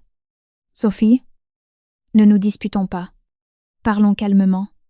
Deuxièmement, Sophie l'ignora. Le mois prochain. Je pars en formation dans une autre ville pour un demi-mois. Julien releva brusquement la tête. Un demi-mois dans une autre ville? Quand est-ce que ça a été décidé? Pourquoi je ne suis pas au courant? Je viens de le décider, dit Sophie. C'est mon opportunité au travail et je ne vais pas la laisser passer. Mais un demi-mois. Et la maison? Lâcha Julien inconsciemment. Sophie sourit avec sarcasme. Et la maison? Julien? Sans moi? Elle va s'effondrer? Personne ne va cuisiner. Nettoyer les sols. Lave le linge, ta mère. Ta sœur. Elles sont là pour la décoration? Ou c'est qu'il n'y a que moi qui dois travailler dans cette maison? Julien se tut, ne sachant que répondre. Je vais aller à cette formation. C'est décidé. Coupa Sophie. Si tu n'es pas d'accord, ça veut dire que tu ne soutiens pas mon travail. Mon développement. Julien. Choisi. C'était la première fois qu'elle défendait ses intérêts avec tant de fermeté. Julien la regarda, et soudain, il se rendit compte que sa femme était devenue une étrangère. La Sophie soumise et silencieuse avait disparu. À sa place se trouvait une femme au regard ferme, et à la voix tranchante. La panique le saisit. Comme si quelque chose lui échappait des mains. Je ne dis pas que je ne suis pas d'accord. Céda-t-il finalement. C'est que c'est si soudain. Alors c'est décidé, dit Sophie. Demain je le confirmerai à ma directrice. Tu l'as dit. Elle prit son pyjama et alla dans la salle de bain. Attends, lui cria Julien. Sophie s'arrêta sans se retourner. Quoi d'autre? Sophie. La voix de Julien se fit plus basse. Nous ne pouvons pas faire autrement? Je sais que tu es blessée. Je changerai. Je demanderai à ma mère de changer. Nous allons bien vivre. Comme avant. Comme avant. Sophie se retourna. Son regard était glacial. Comme avant. Moi mangeant froid tous les jours pendant que vous vous amusez en famille? Comme avant. Moi faisant mon maximum. Pendant que vous prenez ça pour acquis? Julien? Le comme avant. Ça n'existera plus. Elle entra dans la salle de bain et ferma la porte. Laissant Julien seul sur le lit, il regarda la porte fermée. Pour la première fois, il ressentit une peur réelle. La semaine suivante se déroula dans une ambiance tendue. Sophie, comme elle l'avait dit, cessa de donner de l'argent. Au début, Gisèle essaya de lui lancer des piques. Sophie, chérie, il serait temps de donner pour les courses. Les prix ont encore augmenté. Sophie dînait à ce moment-là. Maintenant, chaque jour après le travail, elle passait chez sa mère, mangeait, et ce n'est qu'après qu'elle rentrait à la maison. En entendant les mots de sa belle-mère, elle répondit sans lever les yeux. « Maman, je ne donne plus d'argent. Isabelle a un salaire. Qu'elle donne. Vous avez aussi des pensions, et Julien a un bon salaire. Pour les dépenses de la maison, ça suffit. » Le visage de Gisèle s'allongea. Quelle façon de parler est-ce là?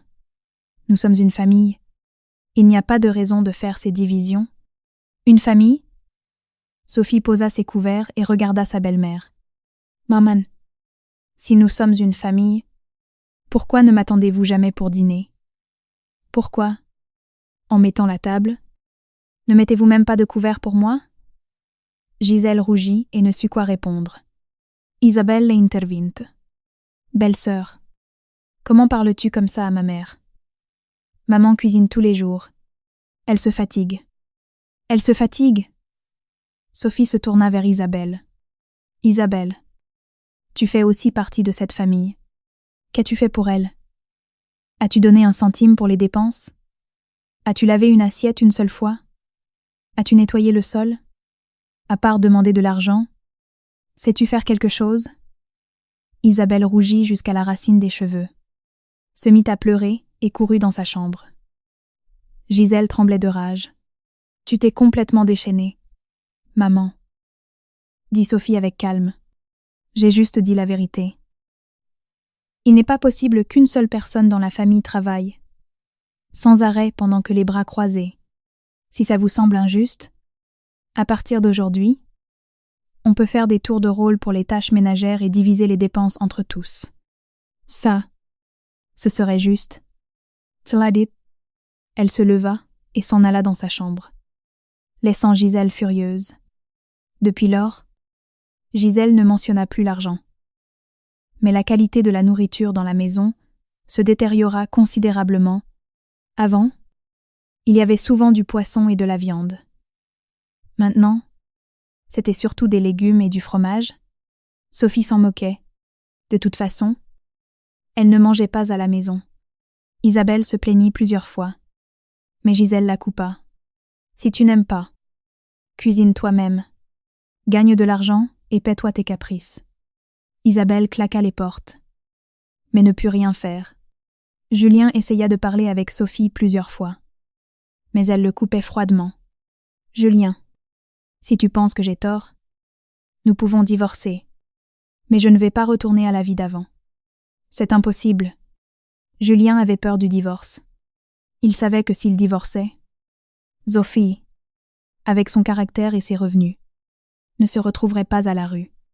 Et Louis, un homme d'une trentaine d'années, avec un salaire normal, avec ses parents et sa sœur à charge. Trouver une autre femme travailleuse et patiente comme Sophie était presque impossible. Il tint bon, mais la rage s'accumulait en lui. Et la nuit avant que Sophie ne parte en formation, il explosa. Cette nuit-là, Sophie faisait sa valise. Julien était assis sur le lit, la regardant ranger ses affaires. « C'est vraiment pour un demi-mois ?» demanda-t-il. « Quand est-ce que tu reviens? Le 15 du mois prochain ?» Julien garda le silence et dit soudain. « Sophie, tu vois quelqu'un ?» Sophie, qui pliait des vêtements. On resta figé. Elle se retourna. Dans son regard, il y avait de l'incrédulité et une profonde déception. « Julien, qu'est-ce que tu dis ?» Je dis, « Tu vois quelqu'un ?» Julien se leva. Sa voix devint plus forte. « Sinon, pourquoi as-tu tellement changé d'un coup? Tu ne donnes plus d'argent. Tu te fiches de la maison. Et en plus, tu t'en vas un demi-mois. Ça faisait un moment que tu voulais t'échapper de cette maison. » Sophie regarda cet homme. Et soudain le rire la prit. Sommari. Quand enfin, elle avait osé se battre pour elle-même. Sa première réaction n'était pas l'autocritique, ni la compréhension, mais la calomnie. « Julien, » commença-t-elle lentement, « sais-tu ce que je méprise le plus chez toi ?» Julien la dévisagea. « Je méprise le fait que tu n'affrontes jamais les problèmes. Tu rejettes toujours la faute sur les autres. » Prononça Sophie syllabe par syllabe. « La famille est injuste avec moi. Et tu me dis d'endurer. Je proteste. Et tu dis que j'ai changé. Maintenant, je veux grandir professionnellement. Et tu me soupçonnes d'être infidèle. Julien, tu ne peux pas, en tant qu'homme, admettre simplement que votre famille s'est trompée sur moi? En quoi nous sommes-nous trompés? Cria Julien. Nous t'avons donné à manger, à boire. Et pour toi ce n'est jamais assez. Me donner à manger? Sophie rit et les larmes jaillirent de ses yeux. Julien, mets la main sur le cœur. Combien de fois en 3 ans ai-je mangé un repas chaud dans cette maison? Vivre. Oui. Yavisiti. Mais me suis-je jamais sentie comme chez moi? Je me suis sentie comme une locataire, comme une bonne. Mais pas comme la maîtresse de maison. Et qu'est-ce que tu veux alors? Cria Julien. Les yeux rouges? Le divorce? Vas-y? On va voir qui a peur. D'accord. Sophie s'essuya les larmes. Sa voix redevint calme. Julien, si tu veux vraiment le divorce, je suis d'accord. Quand je reviendrai de la formation, on ira déposer les papiers. Tu l'as dit? Elle continua à faire sa valise sans un regard de plus. Julien resta pétrifié. Il ne s'attendait pas à ce que Sophie accepte si facilement. Il voulait lui faire peur. La faire céder. Tu le dis sérieusement? Sa voix tremblait. Sérieusement. Sophie ferma la fermeture éclair de la valise. Julien, je suis fatiguée de ces 3 années. Si tu penses que le divorce est la solution, divorçons. Julien s'effondra sur le lit. Il avait l'esprit vide. Il ne voulait pas le divorce. Il ne savait simplement pas comment gérer cette Sophie qui était soudainement devenue forte. Je ne voulais pas dire ça. Essaya-t-il de se corriger. Et que voulais-tu dire? Sophie se retourna. Julien, le mariage n'est pas un jeu. Soit nous vivons bien, en nous respectant et en nous comprenant. Soit nous nous séparons, et chacun suit son chemin. Il n'y a pas de juste milieu. Julien garda le silence pendant un long moment. Et finalement il dit à voix basse. Je peux y réfléchir? Tu peux? Dit Sophie. Quand je reviendrai de la formation, tu me donneras une réponse. Cette nuit-là, ils dormirent dos à dos. Et aucun des deux ne ferma l'œil. Le lendemain matin, Sophie sortit de l'appartement avec sa valise. Personne ne lui dit au revoir. Gisèle préparait le petit déjeuner dans la cuisine et ne tourna même pas la tête. Isabelle dormait encore. Julien était assis dans le salon, la regardant partir. Sophie voulut dire quelque chose. Mais non, ça passe. Sophie ferma la porte derrière elle et s'en alla sans regarder en arrière. Sur le chemin de la gare, elle appela sa mère. Maman, je pars. Fais attention pendant le voyage. Quand tu arriveras. Appelle. Dans la voix d'Anne, il y avait de l'inquiétude. Sophie, chérie, tu y as bien réfléchi? Et s'il ne change pas quand tu reviendras? Maman. Sophie regardait le paysage défiler par la fenêtre. J'ai déjà décidé. Si Julien choisit le divorce, j'accepterai. S'il ne divorce pas, mais est prêt à changer, je lui donnerai une autre chance. Mais s'il ne veut ni divorcer ni changer, elle fit une pause. Sa voix devint ferme. Alors, c'est moi qui partirai. D'accord. Dites Anne. Maman te soutient. La formation eut lieu à Lyon. Sophie logeait dans une chambre avec une fille d'une autre succursale, Léa. Une personne joyeuse et sociable. Elles devinrent tout de suite amies. Le programme était intense. Le matin, des cours. L'après-midi, du travail de groupe et des tâches. Sophie se plongea entièrement dans ses études. Pour la première fois en 3 ans, elle pouvait consacrer tout son temps à elle-même, sans penser au dîner pour la famille de son mari, sans avoir à supporter les humeurs de qui que ce soit, sans entendre de reproches. Simplement, elle apprenait, grandissait, devenait elle-même. Au 10e jour de la formation, Julien l'appela. C'était son premier appel. « Allô ?»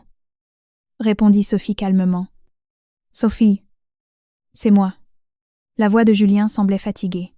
« Comment ça se passe ?»« Là-bas, bien. La formation se passe très bien. »« Ah. Bon. Je suis content. » Julien garda le silence. « À la maison. »« À la maison. Les choses ne vont pas très bien. » Sophie se tut. Attendant qu'il continue. « Depuis que tu as arrêté de donner de l'argent, maman a réduit les dépenses. Isabelle se plaint tous les jours. Récemment, maman a exigé qu'elle donne de l'argent. Elle a refusé. Elles se sont beaucoup disputées. Et Isabelle est partie de la maison. Ça fait plusieurs jours qu'elle n'est pas rentrée. » Sophie écoutait en silence. L'état de mon père s'est aussi aggravé à l'hôpital. Ils disent que son hypertension a fait une crise. Ils l'ont hospitalisé pour lui faire des examens. Maman n'arrive pas à s'en sortir seule. Et moi je ne peux pas prendre autant de jours de congé. Dans la voix de Julien, il y avait une supplique. « Sophie, tu ne pourrais pas. Tu ne pourrais pas rentrer plus tôt ? On a besoin de toi à la maison. Sophie tenait le téléphone. Elle se sentait calme. Avant, en entendant une chose pareille, elle se serait amollie. Elle se serait sentie responsable. Elle serait rentrée à la maison en courant. Mais plus maintenant. Julien, commença lentement Sophie. Cette maison a besoin d'une femme de ménage, d'une soignante, d'un distributeur de billets, pas d'une épouse qui a son propre travail et sa propre vie. À l'autre bout du fil, le silence se fit. Isabelle est une adulte. Elle doit assumer la responsabilité de ses actes. Ton père est malade. Il faut s'occuper de lui. Engage un soignant. Ta mère n'y arrive pas. On peut engager quelqu'un pour aider à la maison. Tout ça se règle avec de l'argent. Mais, voulut dire Julien. Pas de mais. L'interrompit Sophie. Julien, pendant 3 ans j'ai travaillé comme une bête de somme pour cette famille. L'un d'entre vous a-t-il pensé à ce dont j'avais besoin? Tue-moi? Maintenant.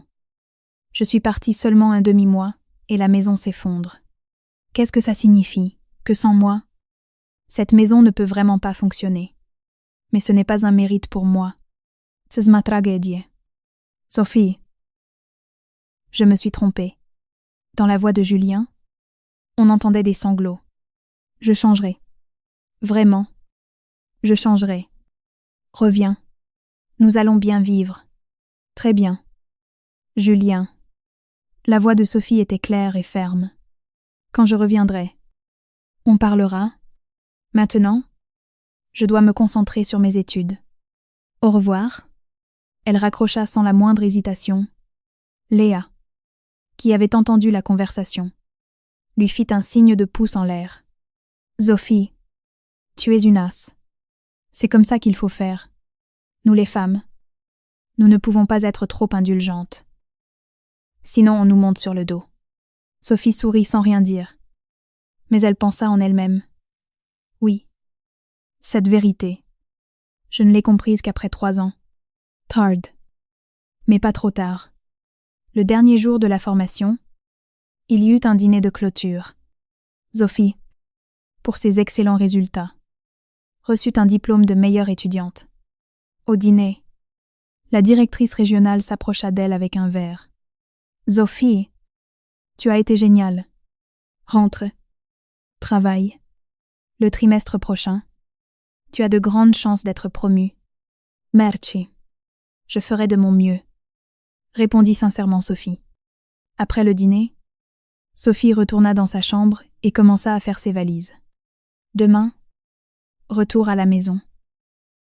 À cette maison qu'elle aimait et détestait à la fois, ou peu, être qu'elle n'avait jamais été sa maison. Juste un endroit où elle avait vécu pendant 3 ans. Léa faisait aussi ses valises. Sophie, qu'est-ce que tu vas faire quand tu rentreras? Tu vas vraiment divorcer? Sophie, qui pliait des vêtements, s'arrêta. On verra, dit-elle, s'il est prêt à changer, à me considérer vraiment comme sa femme, comme un membre de la famille. J'essaierai encore une fois. Mais si tout reste pareil... Elle ne termina pas sa phrase. Mais Léa comprit. Sophie, quoi que tu décides, je te soutiendrai. Tu es une femme incroyable. Tu vivras parfaitement bien sans lui. Sophie sourit. Merci. Le lendemain, Sophie prit le train. En regardant le paysage familier qui approchait, elle se sentait calme. Il n'y avait ni colère, ni offense, ni la peur d'avant. Juste un sentiment de fatalité. Il arrivera ce qui doit arriver. À 15 heures, Sophie arriva dans son quartier avec sa valise. Debout devant son immeuble, elle regarda la fenêtre familière. Elle prit une profonde inspiration et entra dans le hall. Elle ouvrit la porte avec sa clé. Dans l'appartement régnait le silence. Il n'y avait personne dans le salon. La chambre était fermée. Elle posa sa valise. Elle changea de chaussures. À ce moment, elle entendit un bruit dans la cuisine. C'était sa belle-mère. « Gisèle, tu es rentrée ?» Sa voix semblait fatiguée. « Oui, » répondit Sophie. Gisèle sortit de la cuisine. Son regard était complexe. « Tu as mangé ?» demanda-t-elle. Dans le train, dit Sophie. Gisèle se tourna pour partir, mais s'arrêta. J'ai fait de la soupe au poulet pour ce soir. Si tu as faim. Emang. Sophie resta figée. Pour la première fois, en 3 ans, sa belle-mère lui disait de sa propre initiative qu'elle lui avait gardé à manger. Même si ce n'était qu'une soupe. D'accord. Merci. Maman, dit Sophie. Gisèle acquiesça et retourna dans la cuisine. Sophie traîna sa valise jusqu'à la chambre. La pièce était propre. Encore plus que quand elle était partie. Les draps étaient neufs. Sur la coiffeuse, à côté de ses flacons vides, il y avait une nouvelle crème, la même que celle qu'elle avait voulu acheter, mais dont le prix l'avait freinée. Sophie prit la crème. À ce moment, Julien entra dans la pièce. En voyant Sophie, il se réjouit et fut effrayé en même temps. « Tu es rentrée. » Ils se regardèrent pendant plusieurs secondes. Julien fut le premier à détourner le regard. Il vit la crème dans les mains de Sophie. « J'ai vu que la tienne était finie et je t'en ai acheté une nouvelle, » dit-il à voix basse. « Je ne sais pas si elle te plaira. » Sophie posa la crème en silence. « Sophie. » Julien s'approcha d'elle en prenant une profonde inspiration. « Pendant que tu n'étais pas là, j'ai beaucoup réfléchi. » Sophie le regardait, attendant qu'il continue. « Avant, je me trompais. » Les yeux de Julien rougirent. « J'ai toujours pensé que, comme tu t'étais mariée avec moi, tu devais t'habituer à nos règles. Je pensais que mes parents étaient âgés et qu'il fallait céder. Je n'ai jamais pensé que toi aussi tu es une personne. Que tu te fatigues, que tu te sens blessée. » Sophie écoutait en silence. Pendant ce demi-mois à la maison, tout est parti à volo. Sourit amèrement Julien. Isabelle s'est disputée avec ma mère et est partie. Mon père est à l'hôpital. Ma mère ne s'en sort pas seule. On a dû engager une soignante. Ça a coûté beaucoup d'argent. Personne ne cuisine. Personne ne nettoie. Ce n'est qu'alors que je me suis rendu compte de tout ce que tu faisais pour cette maison. Il leva les yeux vers Sophie, plein de culpabilité et de supplication. Sophie, je me suis trompée. Je me suis vraiment trompée. Tu peux me donner une autre chance? Je te le promets. Je changerai. Je parlerai à mes parents pour qu'ils te respectent. Je ferai en sorte qu'Isabelle mûrisse et arrête de gaspiller l'argent. Il sait tout. Sa voix tremblait. J'apprendrai à être un bon mari. Un mari qui te protège vraiment et qui te valorise. Sophie regardait ses yeux rouges. Mais elle ne ressentait ni émotion ni tendresse. Juste une légère fatigue et une faible espérance. Julien, commença-t-elle. Les mots ne valent rien. Je le sais. Sempre facile de dire. Je te le prouverai par des actes. À partir d'aujourd'hui, on fera les tâches ménagères ensemble. On divisera les dépenses entre nous 4. J'en ai déjà parlé à mes parents et à Isabelle. Ils sont d'accord. Ton argent, tu le gardes pour toi. Achète-toi ce que tu veux et le dîner. Il respira profondément. Maintenant. On dîne à 20h. Si tu n'arrives pas à temps, on t'attend. Si on ne peut pas attendre, on te gardera absolument de la nourriture chaude. Dans un thermos. Je te le promets. Sophie regardait son visage sérieux. Et la faible espérance dans son cœur devint un peu plus brillante. « Quoi d'autre » demanda-t-elle. « En plus, réfléchit Julien. Si tu veux aller en formation, à des cours, ou que ce soit pour grandir, je te soutiendrai. Ton travail est important. Ton développement est important. Je ne peux plus, comme avant, te voir seulement comme une femme de ménage. » Sophie garda le silence pendant un long moment.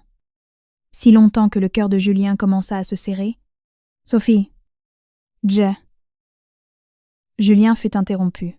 « Sophie, je suis prête à te donner une autre chance. Mais c'est la dernière. » Les yeux de Julien brillèrent instantanément. « Mais, dit Sophie, j'ai des conditions. Dis-moi. Je suis d'accord avec tout. Premièrement, on déménage. dit Sophie. Pas besoin d'acheter un grand appartement. On peut louer. J'ai besoin de mon propre espace. De notre propre foyer. Julien resta figé. Mais il acquiesça aussitôt. D'accord. Dès demain, je commence à regarder les annonces. Deuxièmement, indépendance économique. Mon salaire, c'est mon argent. Le tien, c'est le tien. On assume les dépenses communes ensemble, mais on ne mélange plus. D'accord? Troisièmement, Sophie le regarda dans les yeux. Si ta mère ou ta sœur me manquent encore de respect, tu devras prendre ma défense, et pas faire comme si tu n'avais rien vu ou balbutié. Julien acquiesça avec fermeté. Je te le promets. Et enfin, dit Sophie, donne-moi du temps. Mon cœur ne s'est pas refroidi en un jour. Et il ne se réchauffera pas en un jour. J'ai besoin de temps pour refaire confiance. Pour me sentir à nouveau chez moi, dans ce foyer. Je comprends. Julien lui prit la main. Sophie. Merci. Merci de croire en moi une fois de plus. Sophie retira sa main. Ne te hâte pas de me remercier. Julien, je ferai attention à tes actes. Si cette fois encore tu me déçois. Je ne te décevrai pas, dit Julien avec ferveur. Je t'assure que je ne te décevrai pas. Cette nuit-là, l'ambiance dans la maison fut étrange. Pour le dîner, Gisèle avait vraiment fait de la soupe au poulet. Sur la table, il y avait 6 couverts. Les couverts de Sophie étaient neufs, différents des autres. Les tiens étaient vieux. Je t'en ai acheté de nouveaux, dit Gisèle à voix basse et avec une certaine gêne. Sophie acquiesça. Merci. Maman. Pendant le dîner, Jacques ne dit rien, mais il mit un morceau de viande dans l'assiette de Sophie. Maladroitement. Mais il le fit. Julien n'arrêtait pas de lui servir de la soupe et de lui remettre à manger. Trop prévenant. Sophie mangeait en silence, pensant « Est-ce le début? Peut être, mais le chemin est encore long. » Après le dîner, Julien alla faire la vaisselle. Gisèle voulut dire quelque chose, mais Jacques l'emmena. Sophie retourna dans la chambre et s'assit près de la fenêtre. Le téléphone sonna. C'était sa mère. « Tu es bien arrivé? Comment ça s'est passé? » « Je suis arrivée, » répondit Sophie. Il s'est excusé. Il a dit qu'il changerait. Je lui ai donné une dernière chance. Sa mère rappela immédiatement. « Sophie, chérie, tu as bien réfléchi, et s'il ne change pas ?»« Maman, » dit Sophie, « s'il ne change pas, je partirai. Mais maintenant, je veux essayer. Pas pour lui. Pour moi. Je veux voir si ce mariage peut être sauvé. Sinon, je partirai la conscience tranquille. » Sans remords. Anne garda le silence et soupira. « D'accord. Maman te soutient. Mais souviens-toi de mes paroles. Sophie, chérie, aime-toi toujours toi-même. Tes sentiments sont la chose la plus importante. Je sais. Maman. » En raccrochant, Sophie vit Julien entrer. « Sophie, j'ai regardé quelques annonces d'appartements à louer. Regarde pour voir lequel te plaît. » Il s'approcha avec son téléphone. Sophie le prit et commença à regarder attentivement. Peu. Être était-ce un nouveau départ? Ou peu être juste une illusion temporaire? Mais quoi qu'il en soit, elle n'était plus la même Sophie, celle qui se contentait d'endurer, de complaire et de se faire du mal, appartenait au passé. Maintenant, elle avait appris à se battre pour elle-même. Elle avait appris à dire non. Elle avait appris à s'aimer elle-même avant les autres. Et c'était suffisant. À l'avenir, il y aurait être d'autres tempêtes, mais elle n'avait plus peur, car elle savait que quoi qu'il arrive, elle aurait le courage de l'affronter, la force de le supporter. Elle n'était plus l'appendice de personne. Elle était Sophie, une femme indépendante, forte, qui méritait d'être bien traitée. La lune, derrière la fenêtre, était pleine. Sa lumière inondait la chambre. Douce et tranquille. Sophie s'appuya sur la tête de lit et regarda Julien qui dormait à ses côtés. Il dormait d'un sommeil agité. Il avait les sourcils légèrement froncés. Comme s'il rêvait de quelque chose, Sophie tendit la main et lui lissa doucement le front. Puis, elle s'allongea et ferma les yeux. Elle ne savait pas ce qui se passerait demain. Mais elle savait que quoi que le lendemain lui apporte, elle avancerait avec courage. Pour elle-même et pour cette Sophie qui avait enfin appris à s'aimer.